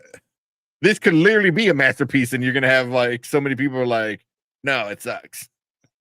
They're still gonna hand over their money. Yeah. You can't say that. Have you not been around for the last 15 years, Brandon? They will still pay for it. They didn't. They haven't. So we can't just rely on that. You cannot. And honestly, I like the way. And you guys know I've been a critic of James Gunn. I like what James Gunn is doing with this. I think that this is actually a smart way to go about it.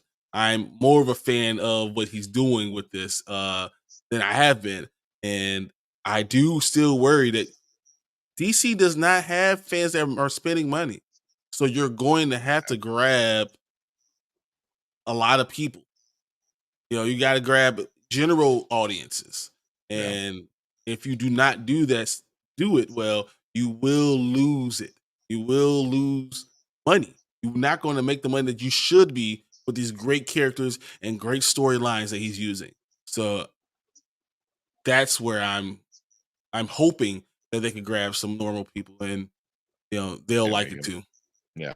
Also, like Brian Davis down here is saying the Superman alone, that name Superman alone should get us out to see it. Which you're not wrong. You're not fully wrong. I think the Superman name might get some people out. Because Superman is probably the most known superhero comic book. Everyone knows Superman. Yeah, the greatest known character. So, rather than like say like even like Aquaman, like the dude who talks to fish, like people make fun of him. Even with Jason Momoa, he probably was gonna make some money. So now that you're going back to your Holy Trinity, is that enough? It's really gonna be on the trailers. I think like when we get some of the pictures, I think the pictures are gonna look cool. I think the costumes are gonna look cool. He's pretty good. James Gunn is good at that. Guardians always looked good. This is a good storyline. This is a very good storyline. Like, he chose a great following, for this movie. I think the movie itself will be good. Will people give it the money it needs to have? Will it give it the time of day? I don't know. Yeah, I don't know. I don't know. You're gonna say something, Brandon? Oh no, I was agreeing. I really like the storyline that Gunn seems to be going with. It makes me feel at ease, like that he at least kind of grasps the character and what he's about on a very fundamental level. I think that was just something that was missing with the last couple of Superman movies. Not just Zack Snyder, not just to pick on him. Even Superman Returns, was just a massive failure.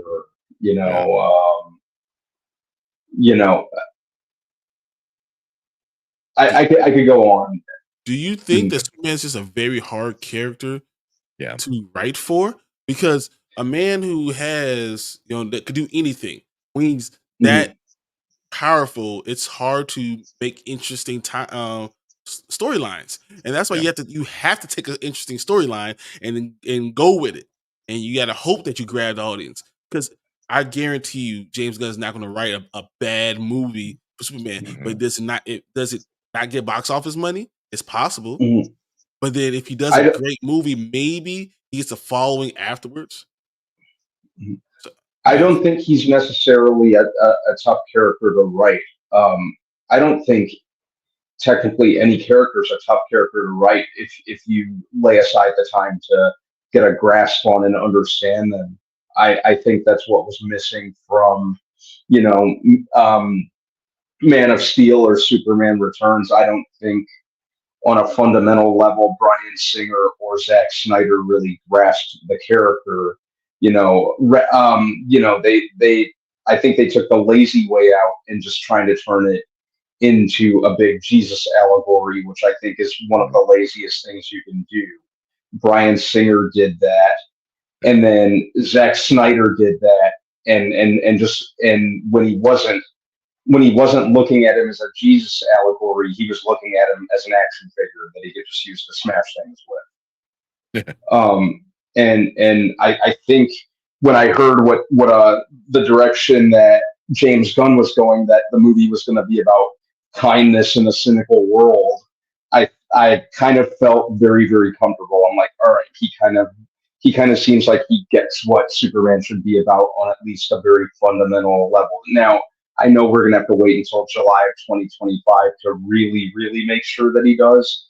But as of now, I think he kind of, with some of the things that he's been saying about the movie and the direction he's been going, I feel comfortable enough. Mm-hmm.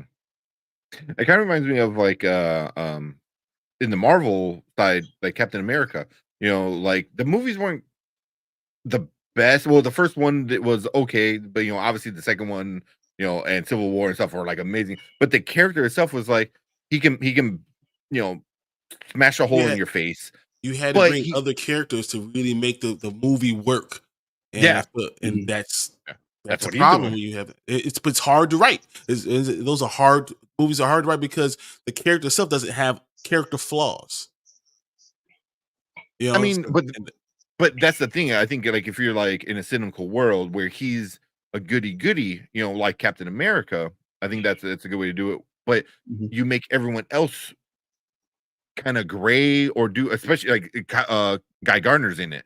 Guy Gardner does a lot of fucked up shit. Like he does a lot of bad stuff. So like you're able to like counter that with Superman. Like, no, we don't do this. No, we don't do that. Like this is not what a hero stands for. So, part of his problem is this is a great thing that he's doing. Yeah, he's doing the right thing. You're not trying to you have to sell me on Kingdom Come storyline. I'm not here trying to say that this is a storyline that's you have to sell me on. Is he doing the Kingdom Come storyline? I thought he was doing more like the All-Star Superman or whatever. It sounds more like All-Star Superman. Superman All-Star? Yeah, that's what I thought he was going to go more for. Or at least like some inspiration from it. I thought that the inspiration for the suit and all that stuff was, but I guess we'll see. Yeah. Yeah, because Kingdom Come. I would love to see a Kingdom Come movie, but that'd be so good. Like that's like if you do that, there's nothing you could do that's bad. That's going to be bad. So and let's see with some of these comments real quick. Just not just here for Brandon's looks. I also know some stuff. So we're like that. The name Superman alone. We already said that. I think Brandon also said, but no, I never heard of Guardians of the Galaxy. I just looked up great. Plus, it was Marvel. They can't do wrong, including Hulk. Oh, they can do wrong. Okay. I think what's really, really critical with this movie is we have to keep in mind that this is supposed to be the start of the rebooted cinematic universe for DC. So it's really, really important that James Gunn stick the landing if he wants to garner goodwill for, we still have the Snyder fans out there who are still talking about restore the Snyderverse. I think they're really out to like hate this movie right out of the woodwork because it's not Zack Snyder, it's not the Snyderverse. So you have to do some stuff to win them over. That may be a losing battle anyway, because some of them there's just no swaying. There's a lot riding on it. Yeah. So hopefully the trailer blows everyone away, and then hopefully the movie itself follows suit. There's a lot riding on it. But I feel like Gunn. What's that? I'm sorry. I was saying the whole universe is riding on one movie. Riding on one movie, but I think Gunn knows that. So I'm going to give him the benefit of the doubt. I think I haven't really seen too much for Gunn that I didn't from Gunn that I didn't like. So I think I really have a lot of faith in him, and I just really like the direction. They've been doing great with the casting. So yeah, I'm just waiting to hear more. Yeah, I'm excited that it started filming today. I know, finally. It felt like we've been talking about this movie like forever, and it just started filming. Brand said, I still like Man of Steel a lot. I like why people elements of Man of Steel. I definitely get why people like it. There are elements of it I liked.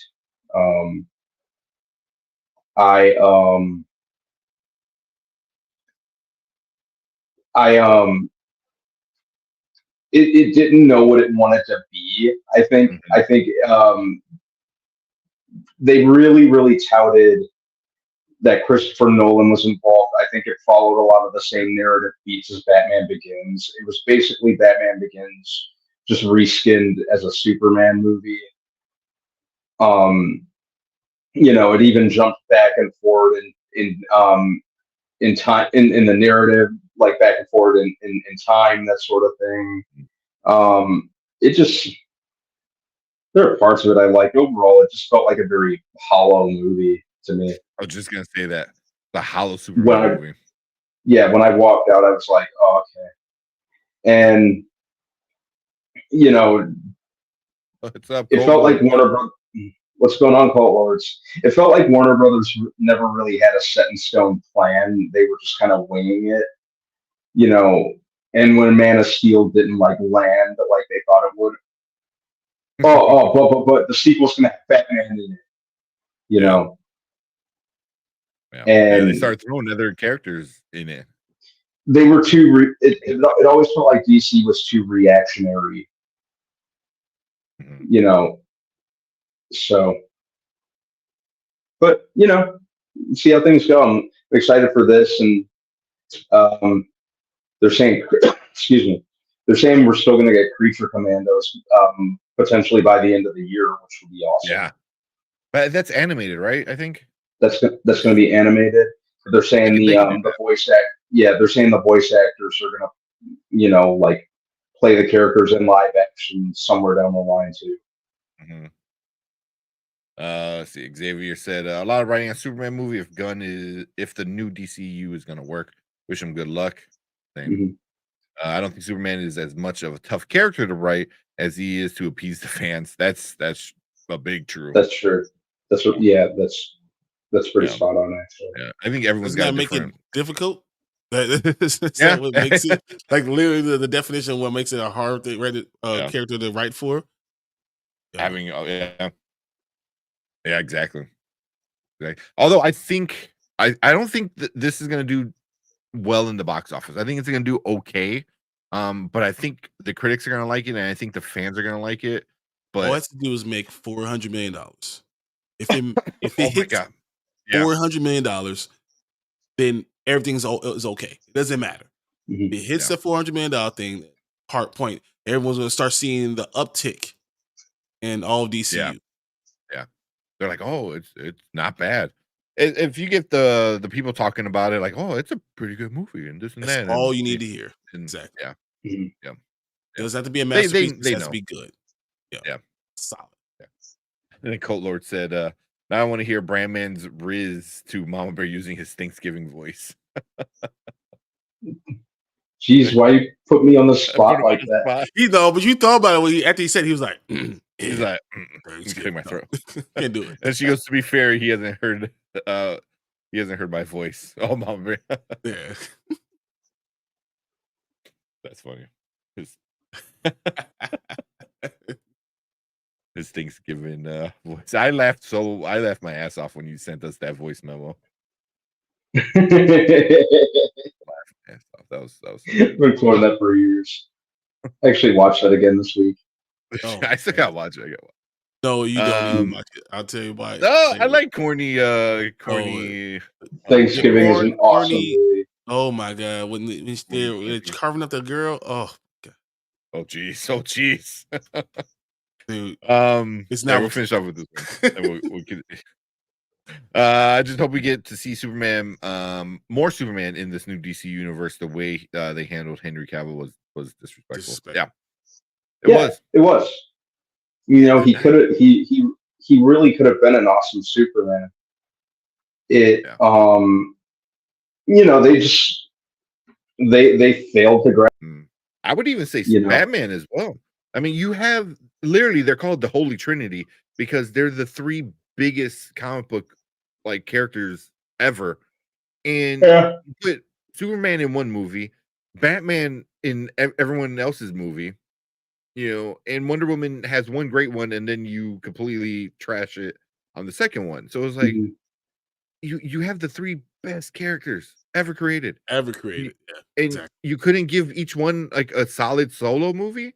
Like Wonder Woman, solid solo movie, amazing. You know, Superman, Man of Steel, you can have a good argument. It was good, you know, but Batman didn't get one. I mean, he was supposed to, but he never did. But and they had a great character, and they always had good casting. So I've never had a problem with the casting. Yeah, and I never got that too. It was like it was a good casting. I enjoyed Ben Affleck, and then he's like, I want to make a Batman movie. You're like, here's money. Like, why wouldn't you get out Ben Affleck, one of the greatest actor directors ever? Yeah. I was really like, I'll always hate that we never got to see like his solo film that he was gonna direct. Yeah, it probably would have been great. Probably would have been. I was really excited at the prospect of it. Yeah. So now we have Henry Cavill might be Cyclops. We'll see. Oh God, no! Don't say that. That's where I don't think he won't be bad. I don't think he's going to be Cyclops. He's going to be the X-Men. That's what the thing is. He's going to be an X-Men, and everyone's saying Cyclops. That he signed on as Cyclops. I don't know that he's going to be Cyclops. I think they're going to get someone, you know, especially if they have a long-term plan for X-Men. I feel like they're going to get someone like a little younger, a little cheaper, someone with enough longevity to last 12, 15 years. He's not that old. Yeah. Oh, no, not at all. He's younger than you. But I'm not Scott Summers, though. I'm not trying to be in a movie. But yeah, we'll see. I don't think he's going to be Cyclops, though. Yeah, I'm still my money's still on Captain Britain. Well, they say it's going to be an X-Men character. It is an X-Men character. That's the only thing we've heard. But as far as that's all we know. So it could be Sinister. It could be a lot of different things, but an X-Men character. Blow everyone's mind, make him Professor X. How crazy would that be? I'd rather be Magneto. Gee, yeah. Super jacked Magneto. Like, oh, he's supposed to be like 80 years old. Like, oh shit. Make him young. That's all. Yeah. I mean, like, yeah. There you go. All right, let's move on. So appreciate everyone coming in, checking us out, talking about this new Superman stuff going on. But leave a comment, let us know what you think about it. Did you like it? You hate it? How you feel about James Gunn Superman stuff? We're all digging it, but thank you guys so much. Make sure you hit that like button, hit that subscribe button, and like Bigger Forward Entertainment here. If you want to join and be a supporter crew, make sure you hit that down below. Thank you so much. But we will see you guys in the next video. If you're live, stick around because we are gonna move on to our next topic.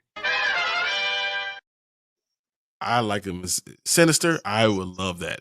I was let hearing, me. like, when you look at Twitter, it's all over. Yeah, that's not bad.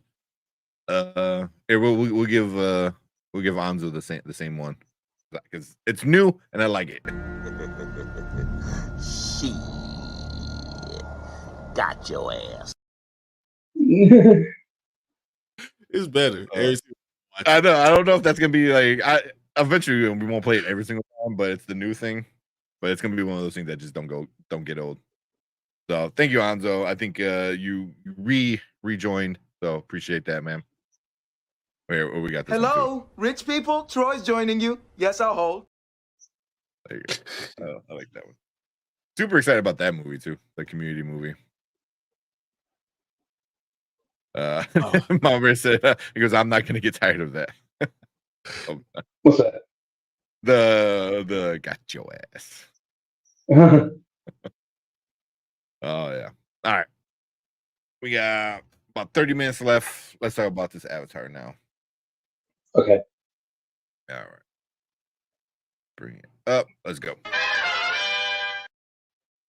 All right. Welcome to the Spoiler Kings. My name is Tank Kramer. I am with Brandman Brandon, Brian the Grizzly, and we are going to talk about Avatar: The Last Airbender, the Netflix live action version, season 1.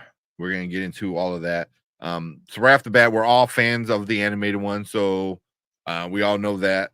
No spoiler, or we are going to talk about we are going to talk about spoilers.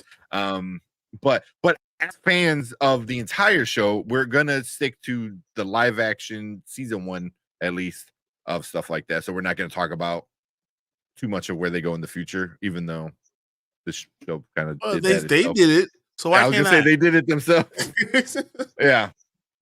But yeah, so we're gonna talk spoilers and everything. So if you haven't seen it, hit that pause button and go check it out, and come back and let's talk about it.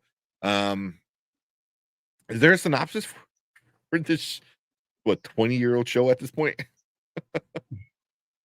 Well, I'm sure it is. I mean, we can go through the opening. Yeah, there you go. You're coming for that. It's like they did. Yeah, right. But yeah, you know what? In post, I'll add the little opening right here. But yeah, it's pretty much a boy known as the Avatar must master all 4 element powers to save the world at a war and a fight ruthless enemy bent on stopping him. You know, nothing too crazy. It's like superpower boy. But we're gonna talk about some of the good stuff, some of the bad stuff, and give our ratings at the end. And then another day we'll probably vent and talk more about it. I'm sure there's gonna be something we talk about for the next couple weeks. But we're gonna just focus kind of on this stuff right now.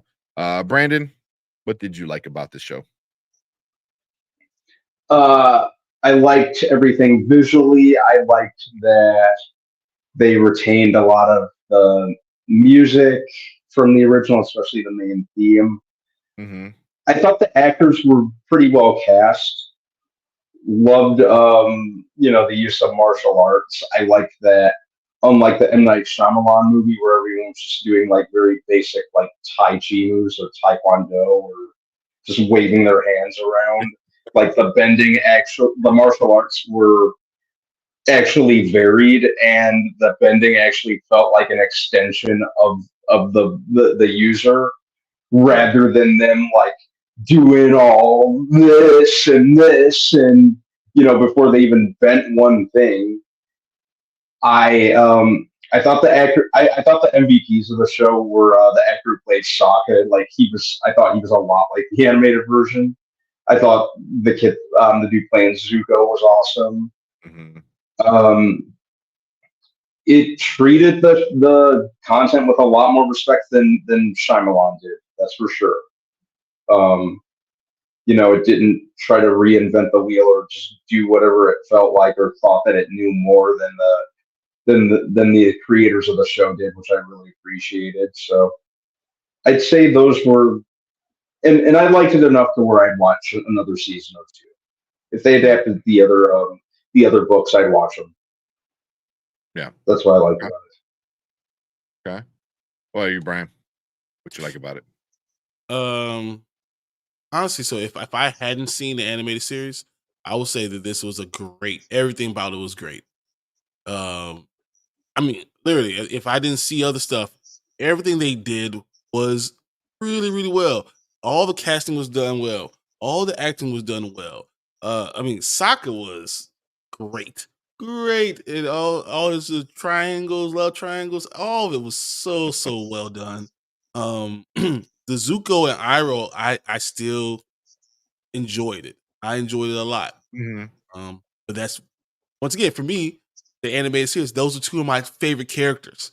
So it's hard, to compare when you start doing that. But just as it stands on its own 2 feet, they did well with the writing. They respected all the bending.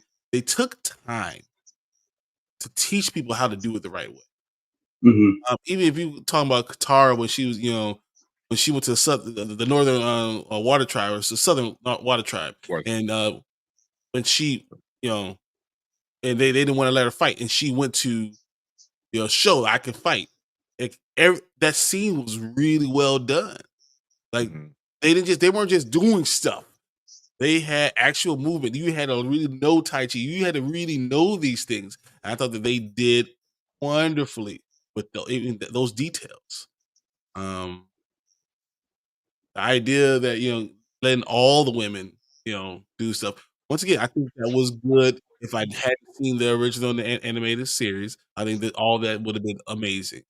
And if it stands on its own, I give it like an 8.5 out of 10. Like if it was standing on its own, but it's not. So yeah. And then same as you guys. I thought visually it looked great. It looked really great. Like Appa, and Momo, which are like animals. They look pretty good. The bending looked pretty good for the most part. Like a lot of the bigger shots, with the CGI and stuff looked good. Like I can't complain that I'm like, oh, that looked really bad.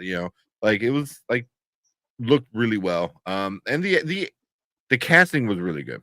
The casting was on point. I really gotta say I was kind of shocked to see Amber Mid-Thunder as Princess Yue at the end. And I'm looking, I'm like, is that her? And it was. I was like, oh shit. So that I enjoyed that because I do like her as an actress. Same. I was really surprised to see that. Yeah. And I'm like, that looks like her. And I had to look it up and I'm like, oh, okay, it is her. So so the casting I think was super on point for everybody. Some of the relationships were done pretty good. I enjoyed them. Not all of them, but Iroh and Zuko definitely were. Their relationship together was exactly how it was from the show and I was like, okay, that was done really well. But yeah. I mean, overall, I gotta say, I liked it, but we're gonna get into the bad stuff. And then we're gonna talk about that. So Brandon, what didn't you like about the show? I think that they could have stood to kind of learn a little more from M. Night Shyamalan's mistakes, especially in terms of the character of Aang. He wasn't as morose as he was in the Shyamalan movie, but I think we can all agree that part of Aang's charm is that he was a fun-loving kid. Dare I say, he was a kid first and foremost. Despite his responsibilities, he liked to have fun, and even I think they could have maintained that if they wanted to make a more spot-on adaptation. And 6 Feet where M. Night failed, and that was one of M. Night's biggest failures of many. Was not doing right by the character of Aang. I thought the kid Gordon Cormier, I think is how you say his last name. I thought he did good enough with what he was asked, but it always kind of felt like something was missing. I think there were things missing in terms of a lot of the characters. Even Katara, I think they kind of they didn't go as far with her as they could have. I think it there were changes and omissions made, and I think some of them kind of, and I think you can't help but kind of compare it to the original because the original was just that great. when you compare it to the original, there were things that just kind of the omissions or the changes that they made didn't quite work. I didn't think they made. I think they kind of messed up with the character of Azula. She didn't feel right to me. She didn't feel as antagonistic to me. It felt like they were trying to water her down or make the character sympathetic. I hope they don't do that with season 2 and 3 if they happen. So I think those were my. They're always in the back of my mind. It kind of felt like something was missing, and I can't quite put my finger on it if that makes sense. No, I totally get it. I get that. Mm-hmm. What about you, Brian? Yeah, I'll start with Azula. I thought that was just. I honestly think that it's a miscast. Honestly, even the way she looks is something that because Azula had a certain look that was so sinister, and the girl's not very. It's not sinister, and I don't know if it's the way I want they squeeze her cheeks and she's so cute. you're Just the adorable. cutest little girl. Just She- adorable little girl. Oh my god, I can't. And that's different than Azula is one of the greatest villains I've had. She is nuts, certifiably psychopath. That's what you got to have for her, and I didn't feel that way from Azula from Jump Street. I just did not. She constantly looked like she was about to start crying. She had those tears in her eyes. Yeah. Katara was fine, but just okay. And I don't think they got the actual feeling that Katara really gives everybody. Zuko was right on. Don't get me wrong. And Sokka, as I said that was really good too. King Boomy was I didn't like what they did that entire episode. The entire episode. Yes. I thought that was just not right, and they were taking things too seriously, and it just wasn't. That's not what I got from Boomy. I just thought Aang was fine. I had no problem with Gordon Cormier. I have no problems with him. I thought that he wasn't the issues I had. It was more of the settings and a lot of the ancillary things. But once again, if I hadn't seen the animated series, I would have no problem with these. But me seeing them and knowing how important they are and knowing in the back of my mind, why are you changing this storyline this way? Why are you putting this in this order? This is not supposed to happen to season 2. Why are you doing those type of things? And that's probably the difference with having the creators there the entire time when they're writing the show and putting the show on. When you have the creators there, they're going to say, no, we did this for this reason. But when they walked away, I think we got some of these kind of discrepancies. And yeah, I think the show would have been better if they would have been around. And they would have told little details that would have helped you capture who that character really is. And I think that we missed out on those type of things. Yeah, I agree. The details in this one is what makes you love it. In the animated one, it made you love all the characters, all the little details of Aang being just a boy, being a little kid, and wanting to have fun, and certain other things, and this it skipped over a lot of the details, which it has to though, because it's 24 versus 8. Yeah, but also there were longer episodes. So I get skipping over some of the details, skipping over some of the filler, because there is some filler in season 1. I'm not saying every episode was a banger. But when you take, for instance, episode 3 in this one, which was called Omashu, right? I'm like, oh, cool, we're getting Boomy. We don't get Boomy in Omashu, we get him in the next episode. But you're taking the Jet storyline, you're taking Omashu storyline, you're taking you're taking a few other storylines, whatever. The whole Northern Air Temple storyline, and you're taking that. I was like, that really upset me. I was like, the Mechanist and the Sun.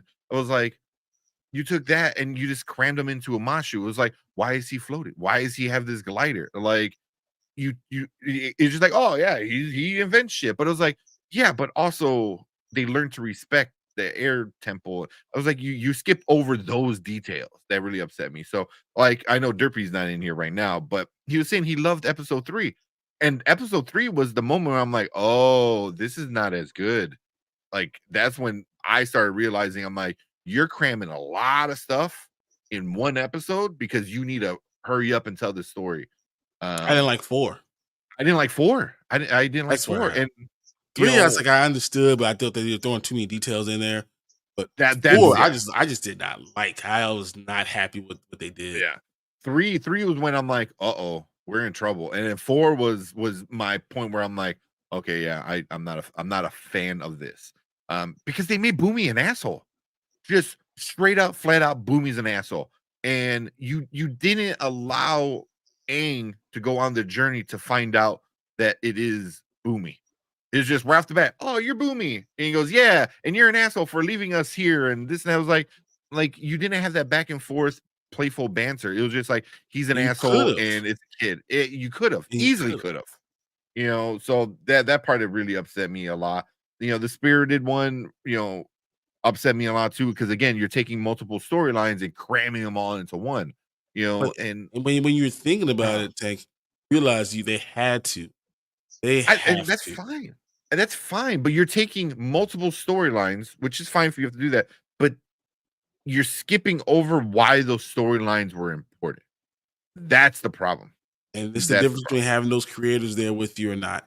Yeah. I think that's I mean, I agree wholeheartedly with you, but having someone who knows that created the world would have helped you hit those details on making sure that this is a great show.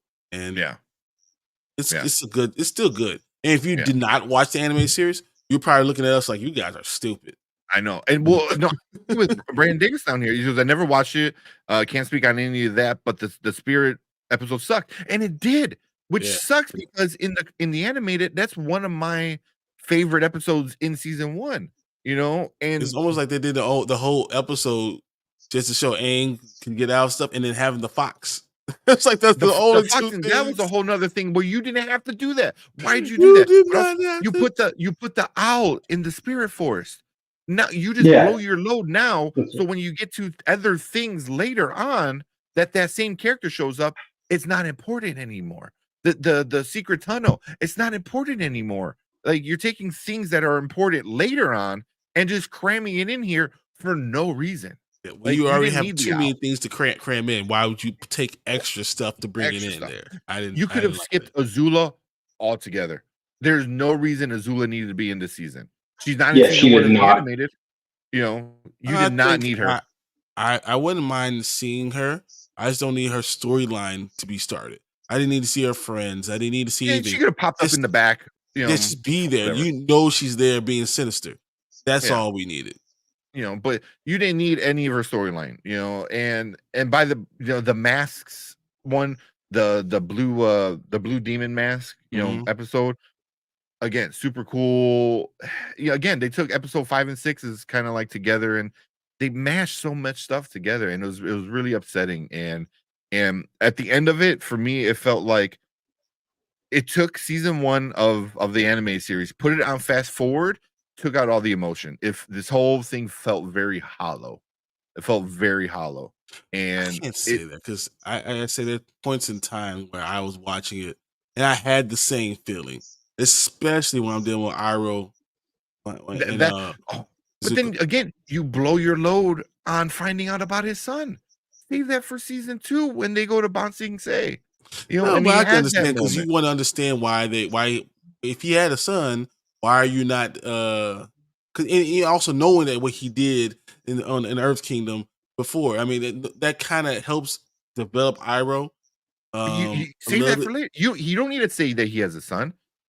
You just say like, oh, he failed at Ba Sing Se. Cool, because that's all season 1 does. Like you don't need to get in details when you already skipping over other details that are important. Save those. You have to hope that you get into season 2, and that's the other thing. You have to hope you get there. So if it's character development, I don't mind you bringing it up. But when you did not have to pull these certain things out. Like was episode 4 Into the Dark. You literally did not have to deal with the tunnels. You did not have to do it at all. There was no reason to do it. Altogether. Exactly. You know, but you wanted to get us in the heartstrings when you didn't need to do that. Just have it focus like, oh, that Iroh loves Zuko like a son. Later on, you find out like, oh, he loves him like a son. I love seeing Zuko hand him that thing from his son. I thought that was that did hit me. That hit me right here in my heart hole. It didn't. It didn't for me. You know, because it wasn't the relationship between Zuko and this character that we never seen on screen before. It was the relationship between the son and the father. You know, but now they're saying, oh, it's the son and the cousin. They're like, oh, he helped me, so here I want to help you. It was like that. They took away a little bit. But no, I feel like that Iroh was lost.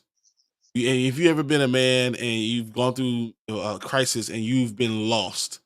And it explains when someone's lost, Zuko's the one who helped him find himself, and Iroh won to repay that. And it's not the same. It's not the same. But I also recognize that you can't get the same stuff if you're on. If they did 12 episodes, they could have done what you're saying to do. I just when it's 8 episodes, because it's so expensive to make.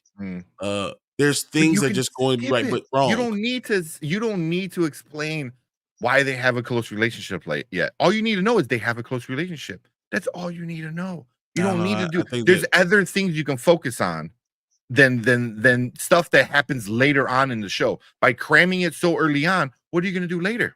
If you don't take liberties, then you're just regurgitating the information. You do have to take liberties. But I'm not even saying that. I was like, you're taking something that's like not important yet. Like Azula is not important yet. I don't, and even in the show, not even comparing it to the animated, in this show, she means nothing. Like there's nothing until the very, very end of it. I'm not gonna argue about Azula because that was my first thing I said I didn't like. But also like some of the emotions, because it should have been focused on Aang and Zuko.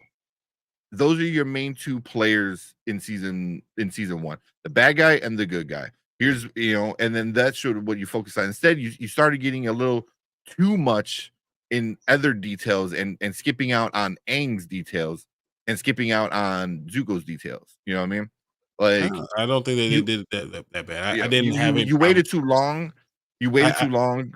I didn't like the fact that Aang didn't show anything. They could have changed up things, like said, we're going to. Aang was boring. Why don't you practice on? I don't think he was that boring, but it's okay. You guys think that, but I don't think he was boring. I think that he should have been practicing on some of his bending. I think they should have focused on. There wasn't nearly enough of those things of him. Like he was.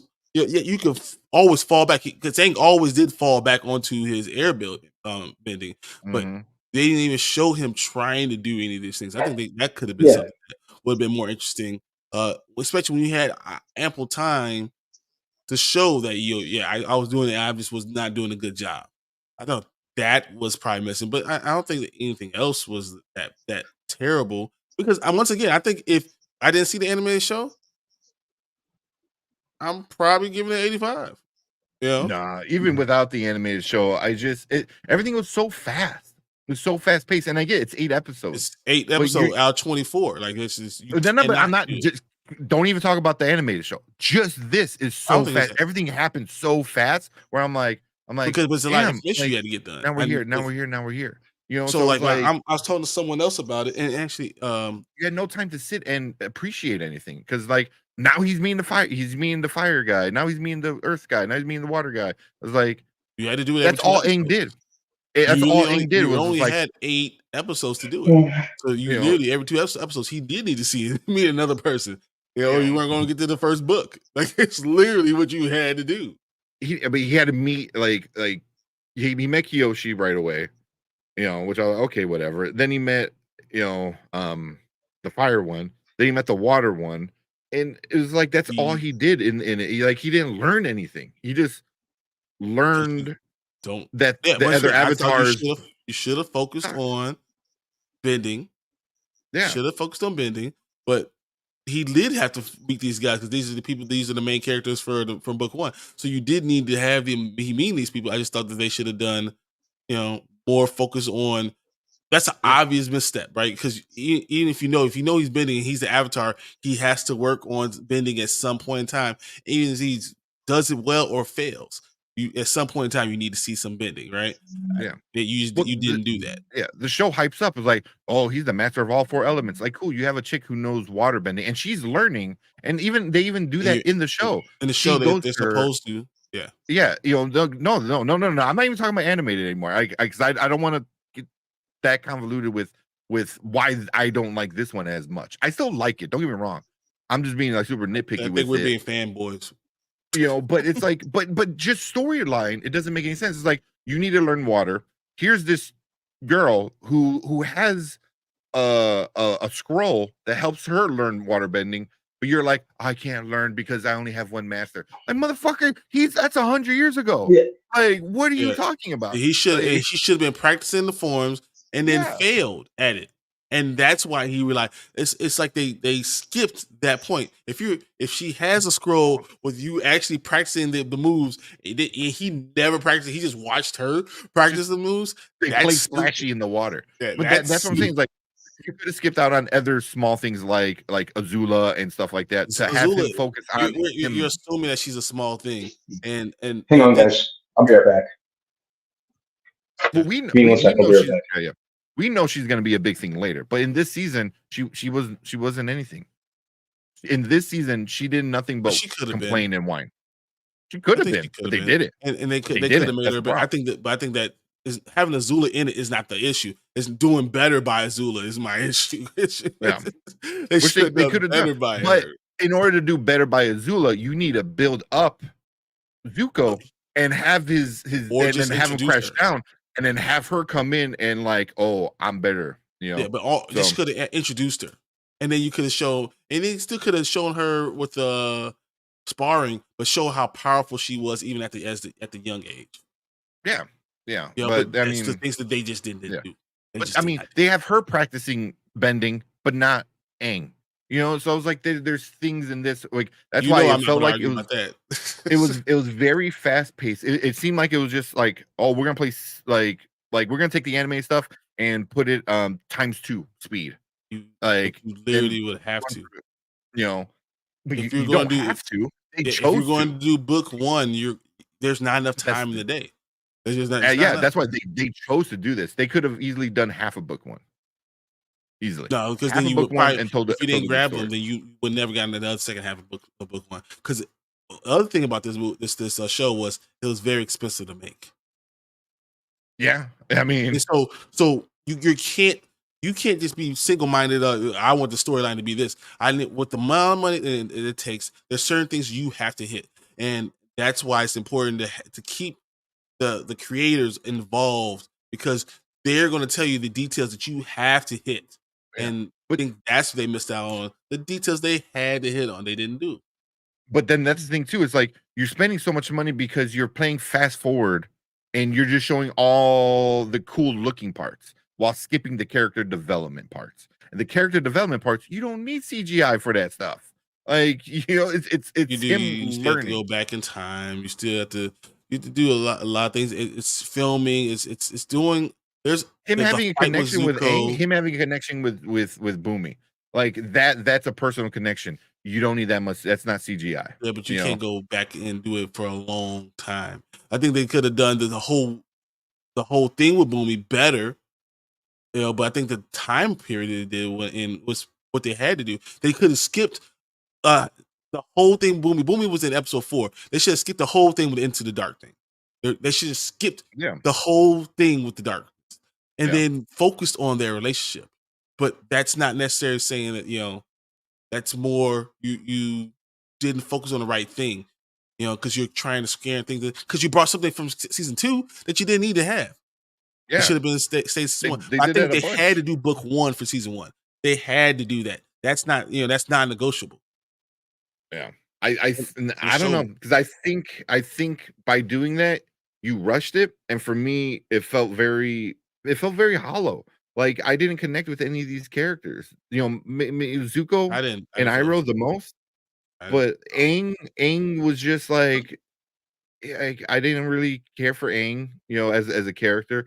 You know, Katara, same thing. Like, I didn't really care for Katara. Maybe at the end when she's like, "Oh, this isn't right," you know, girls should be able to fight too. Like, we finally got her character in the last episode, you know, and then Sokka was Sokka, but you know, it just it felt hollow, you know, and it felt like it for me. It felt like it's copying something that's already made, and it just went through the motions instead of telling you the story, you know. And that was my biggest issue with it, you know.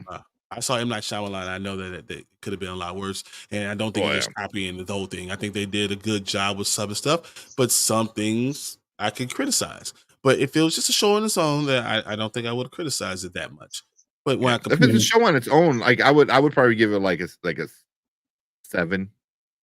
You know, I'll it's give it a 7.4 7. on IMDb, so Yeah, there 75. you So go. that's literally what you know. Yeah, You know. I mean, I which I don't. still kind of And consider a that's fair rating. and that's Yeah, people Yeah. and that's people that's people that watch the show. Yeah. Saying that, but new people, I can see really liking it. But then that's the Really problem good. too, is that you spend a lot of money, a lot of time in a show that's that's average, that's okay, that's doing okay. That's I not. don't know if you get season 2 They are. because They are. you wanted to play this fast and like, oh, we need to tell the story, we need to do this, we need to hit all these key points and stuff. Meanwhile, you skipped out on the heart of the show, and this is what you I get. You get. guarantee you, if you would have did half of season one of book one, you'd never get a season 2. I think you would have You would ended never perfectly. gotten it. You never. There's a part in season 1 of the animated one where right in the middle, it could have been a great ending. You know, when you he would learned about never the got comment, it. or They're going to get a season 2. I promise you that. And it's gonna get a season 2. Yeah, because I don't know if it's gonna get a if they season would 3. have half a book one, they never would have got that. I think they would have. I think they would have. Because we know what's gonna happen. We know all of season 1. But if you just do season 1 where the animated ended, I think that would have been all right. It would have been nothing that would have happened. Everyone would It complain. did it better than it did better than One Piece. They'll get season 2. It did because it had a big following. You know, One Piece obviously has a big following too, but also One Piece had a lot of haters at first, and it became a little bit more loved. Yeah, and they're already assembling, and they already got the whole how they're going to do season 2 already with the line. So it's only been out. It's gonna get a 2. I already know that. Yeah, so like, I think if you would have only did half of book 1, no one would have knew what the hell they're talking about. No one would have known what the hell the show was. And any normie, people that liked the first Avatar would be like, oh yeah, I understand why they did it. And everyone else would be like, what the hell? This was nothing happened. No battles. And then you'd be like, oh, it's a slow burn. No, you can't do that. You just can't. No, the only compromise you could have done is made it 10. Made 10 episodes. That's all I think you could have done. Which it cost too much money. 20 episodes in the original animated one. Yeah, you could have done like the storm. Had to do 10. Yeah. They had to do 10 episodes. And it wouldn't have been, you had to have some battles. You had to have some good battles. And you had to set those things up. So I have no problem where they sent it. I just think that they could have done better with certain details. And I think it takes creators to get to.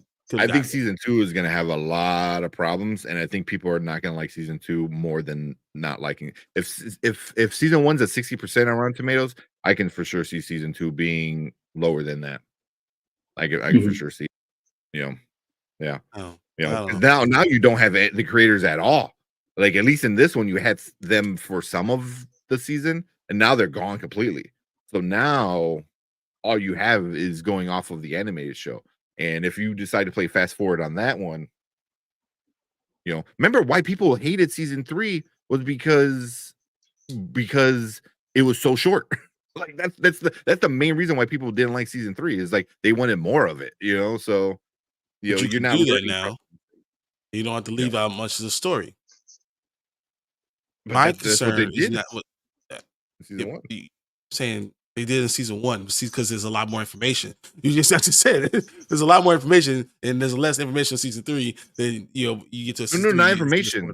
No, they wanted more because they ended it so quickly. They played fast forward at the end of the show, and fans were upset because they're like, I wanted a full ending, instead I got a fast forward ending. And now What you could have done with the episodes, but I'm saying there's less information because there's less episodes. So yes, it is less information, so you can do more things with it. Now, but the live action, whatever. I'm talking about season 3 of the animated was talking about both at the same time. You're talking about one being I'm, rushed. You said I don't one even being think this is not going to get season 3. one. I don't know was if this rushed is going to because season one of the animated wasn't rushed. Season 3 of the animated was rushed. Season 1 of the live is rushed. By the time we get to season 3, what story is there to tell? What story is there to tell in season 3? Because what are you gonna do? Season 3 is gonna be what, 4 episodes? You don't have to end book 2 with season 2. You had to end book 1 with season 1. And that's the case. I mean, that's what they said. I mean, you reading the article? I'm looking at Screen Rant, Entertainment Weekly, Collider, any other stuff. That's what all of it says. But my concern is for season 2 is that they want to do a time jump. So if you're doing a time jump, in my mind, what you're doing is you're going to say Aang learned how to do some bending off screen, which is a mistake. Yeah. Because they're playing fast forward. They're literally playing the entire animated show and hitting ×2. And like that's their show. It's not good. It's not good. It's good. It's good. It's good. No, I'll say that. It's not a smart idea. I'll say it's not smart. It's not smart to play it like that because you're gonna upset people. The show is good. It's fine. I didn't hate it. Yeah, it's fine. I didn't love it either. Like Burpee said, he watched it 3 times. I'm probably never gonna watch this ever again. Mm-hmm. It's just how it is. Like I'm never gonna watch this again. And when it comes to watching like Avatar again, I'm gonna watch the animated one because it's done better. So I had high hopes for this show, and I thought it was gonna be, especially with Netflix. Netflix is like, we want Game of Thrones level. Like you missed the mark, then, man. You missed the mark because So I don't know. I think that from what I've read and what I've saw was that they're going to focus more on season 2, cut that up more, and give you a full season 3. And I think you're going to get all 3 seasons. I disagree with you 100% with that. I think you get all 3 seasons with it. I think it's number 1 is 73 countries. 73 countries. Oh yeah. So I think what we're saying is based on you liking the animated series and not taking what it is for what it for the show for what it is. And I don't even want to defend it because I feel like you're being too hard on it. I really don't want to defend it. You're going to get a season 2 because of those numbers. You're being too hard. Season 2 is not going to have those same numbers. It's not going to be number 1 in 71 countries. How long? It depends on how long they wait. If they release season 2 this December, they will have very similar numbers because it's a worldly movie that show that respects what's going on. So if they could get it out quickly, I agree with that. And I disagree with you saying. I think they will do very similar numbers, and as long as we don't have to wait more than a year, it'll be fine. Yeah, if they're gonna do another season, yeah, they'd have to like kind of move quick. Yeah.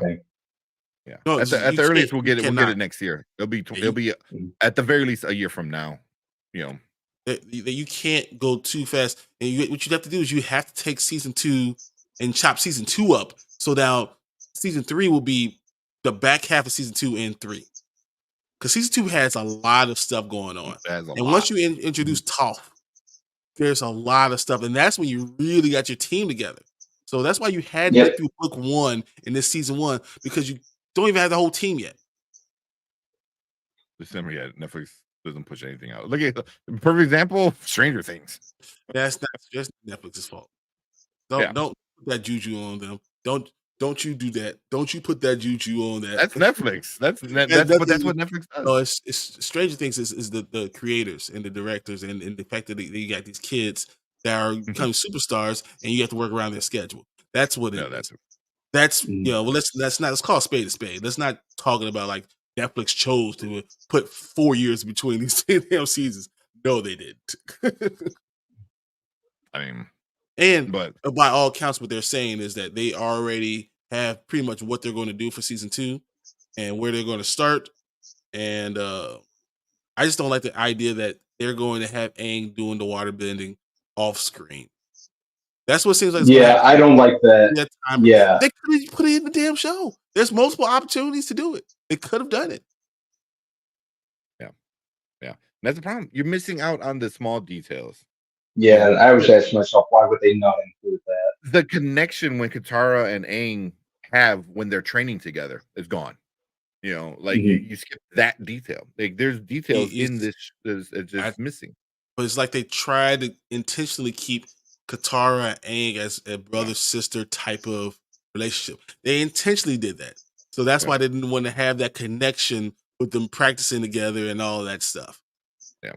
Which is a mistake. This was a mistake. Yeah. It's that's why I'm like, it was a fine show. I didn't hate it. Like I said, if I gotta give it somewhere like a 7, right around there. Like I said, it's gonna get a season 2. I have no doubt in that because of the numbers. I don't know. I don't know if it gets a season 3 after that. I don't know if it finishes the story, and especially if they split season 2. So are they talking about like 4 seasons then? I'll take the bet. They They need to? No, they're still gonna do season. They're gonna do 3 seasons. I'll take a bet that they do like all the animated show. Mm-hmm. So season 2, they will have, probably get to the Fire Nation or something like that, and spend that time, and then stop it.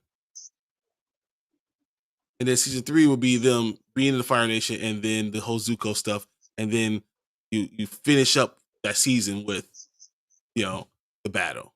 The end of the show. Yeah. I don't know. But see, I thought season 2 of Avatar anyway was probably so much stuff that went on in it, so much full of lore in that season. It's hard, and there's no way you can put 2.5, 3 episodes. Because what's basically what they did, they put 2.5 or 3 episodes in each episode. Yeah. Which they have to do if you want to put a whole book in one season. But for season 2, it's so much stuff you could not do it. Yeah. So if you cut up season 2 a little bit more, stop it when they get into the Fire Nation, and then season 3 is from there on to how he defeats the Fire Lord.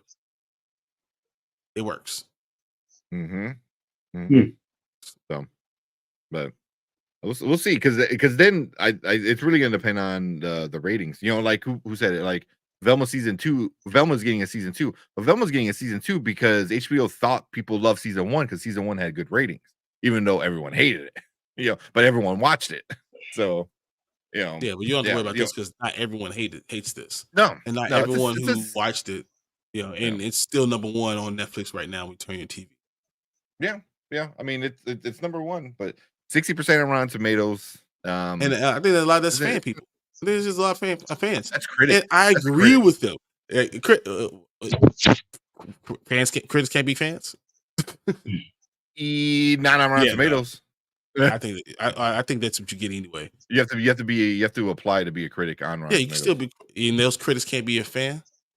I mean, you can, of the show, of the animated show. Like I've seen the animated show. Grade things critically rather than fanboy. I disagree with that totally. So when you look at some of the Rotten Tomatoes, they go up and down. Just because you call yourself a critic doesn't mean that you do it critically. So I disagree with that. So, I think what's going to end up. This show is going to end up somewhere around 70. Rotten Tomatoes is going to be at 70, and the audience is going to have it at like 85. So like critics will end up at 70, audience be 85. Season 2, they learn from their mistakes in season 1. I think you'll have similar numbers to push it to season 3, and it probably disappoint season 3.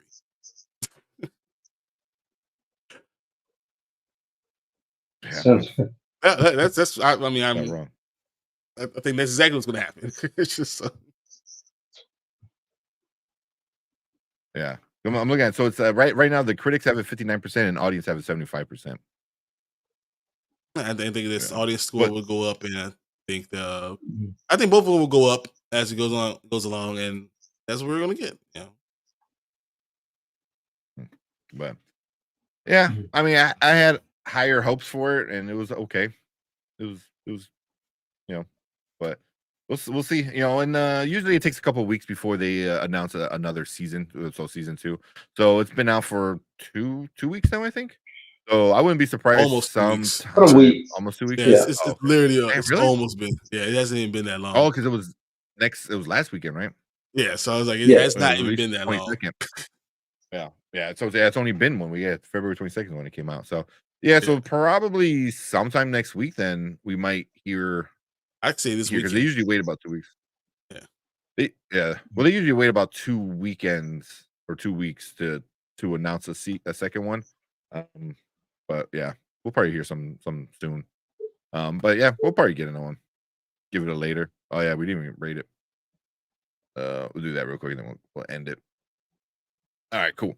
So we're gonna rate it now. Later, never. Now means you gotta check it out right now. Later means you can wait whenever, and never means just skip it. Brandman, what are you giving Avatar? Avatar: The Last Airbender. I'm sorry. The avatars. I would give it. Honestly, I'd say a later, and the only reason being is, even though the show did enough, it didn't do anything that the animated series did much better. So you could just stick with that, really. This is it's an entertaining enough watch. It's just an entertaining enough watch that didn't really bring anything terribly great to the table. It was serviceable. So I don't really see anyone needing to hurry to watch it. Mm-hmm. Okay. Fans or otherwise, it was fine. Yeah. Go ahead. Yeah. I felt I did all this fighting for it to be a decent one. I mean, as a fan of the animated series, it's a later to me. Mm-hmm. As someone who thinks if it stood on its own and if you didn't watch it, I think it's a now. I think it's very good. I think there's a lot of people that have a stigma about animation and they don't give animation the time of day. So, if this has brought someone to a great story into this, I'm thinking that people are going to like it. I think it's going to be a now. And honestly, I think that it gets renewed in the March 13th.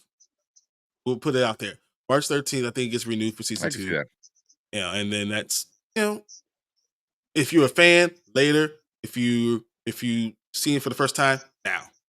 So especially because of that great story. No. I'm giving it later. It was okay. Nothing to write home about, but it looked good. It was it took the story and told it. But yeah, I thought it looked pretty. It was cool. And if it gets more people into getting them into watching the animated one, then that's awesome. Well, go watch the better one. But I don't think it will because people just have stigma about animation. Yeah. It's just cartoon. So when you have a great storyline like that, and even if it cut some corners, I think it still understood the assignment. It wasn't M. Night Shyamalan and understood the assignment. People are dying for this type of show. If you're comparing it to the animation, it's you're like, oh, it's a later. But if you comparing it to M. Night Shyamalan, it is the most spectacular thing I've ever seen in my life. So bounds. So that's why I'm saying that. So now, if you had never seen it before, it's a later. If you like the animation. Well, there you go. For Brandon, who's never seen the animated one, he's giving it a later. So yeah, but he's just a hater. We know he's a resident hater. I thought I thought if the show was better, I thought he would have maybe given it a now.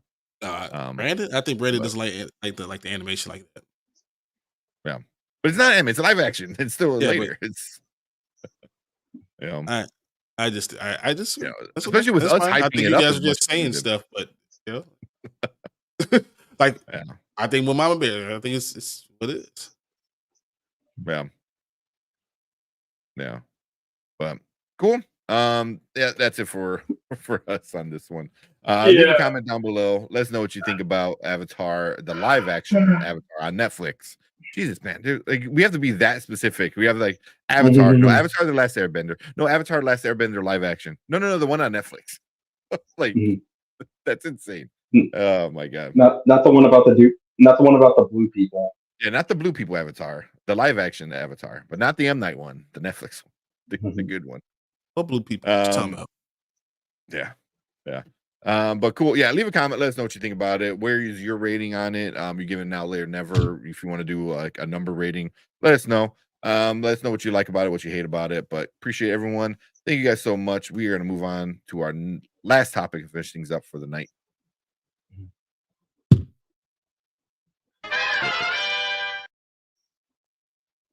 I got nothing. I'm ready to go to bed. Yeah. Shame. I'm gonna hop in the bed. Yeah, okay, let's be honest. I was thrilled with the acting. Zhao and Iroh were the best part of the show. Zhao or Zuko? Probably Zuko.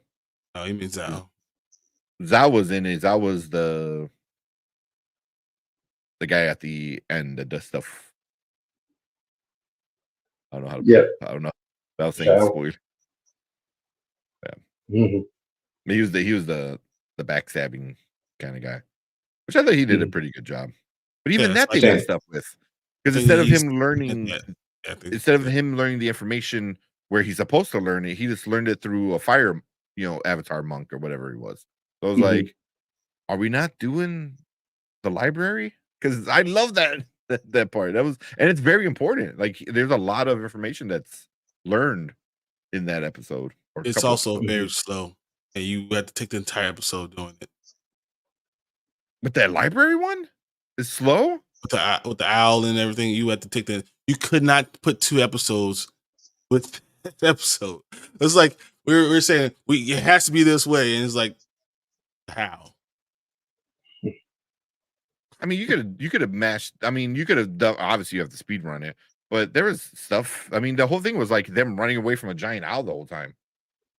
Yeah, it was also the knowledge and what the owl put together, and you're not going to put multiple things, I don't think, into that episode. It meant more to it. Because then, even when they're there, the stuff with Toph, the stuff with Appa that happens, like, I feel they're gonna half-ass like those things. You're not going to get that section. You're not going to get everything. Just know that it's not going to be there. Yeah, but when you mash things together, he meant Zhao. That's why I knew he meant Zhao. Yeah, Zhao. Okay, yeah, the general. Yeah, he was pretty good. I didn't mind him too much.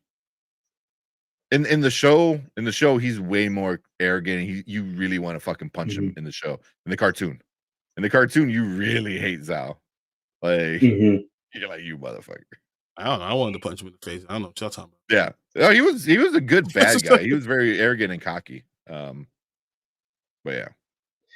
He was what's his face? He was the villain from Rush Hour. Wipe yourself off, you're bleeding. Yep. Oh. Yep. Yeah, we're not doing another topic. All right, we're gonna end it there. Let's get out of here. Thank you everyone coming in, checking us out, listen to our rants. So Brandon, Mama Bear, thank you guys so much for being members. Of Spoiler Crew, thank you so much. Horror Geek in here, Xavier, I know Anzo was in here, Matt Film, Colt Lord's coming in saying hi. Danny, Road to Wisdom, Cleves was in here too, another member.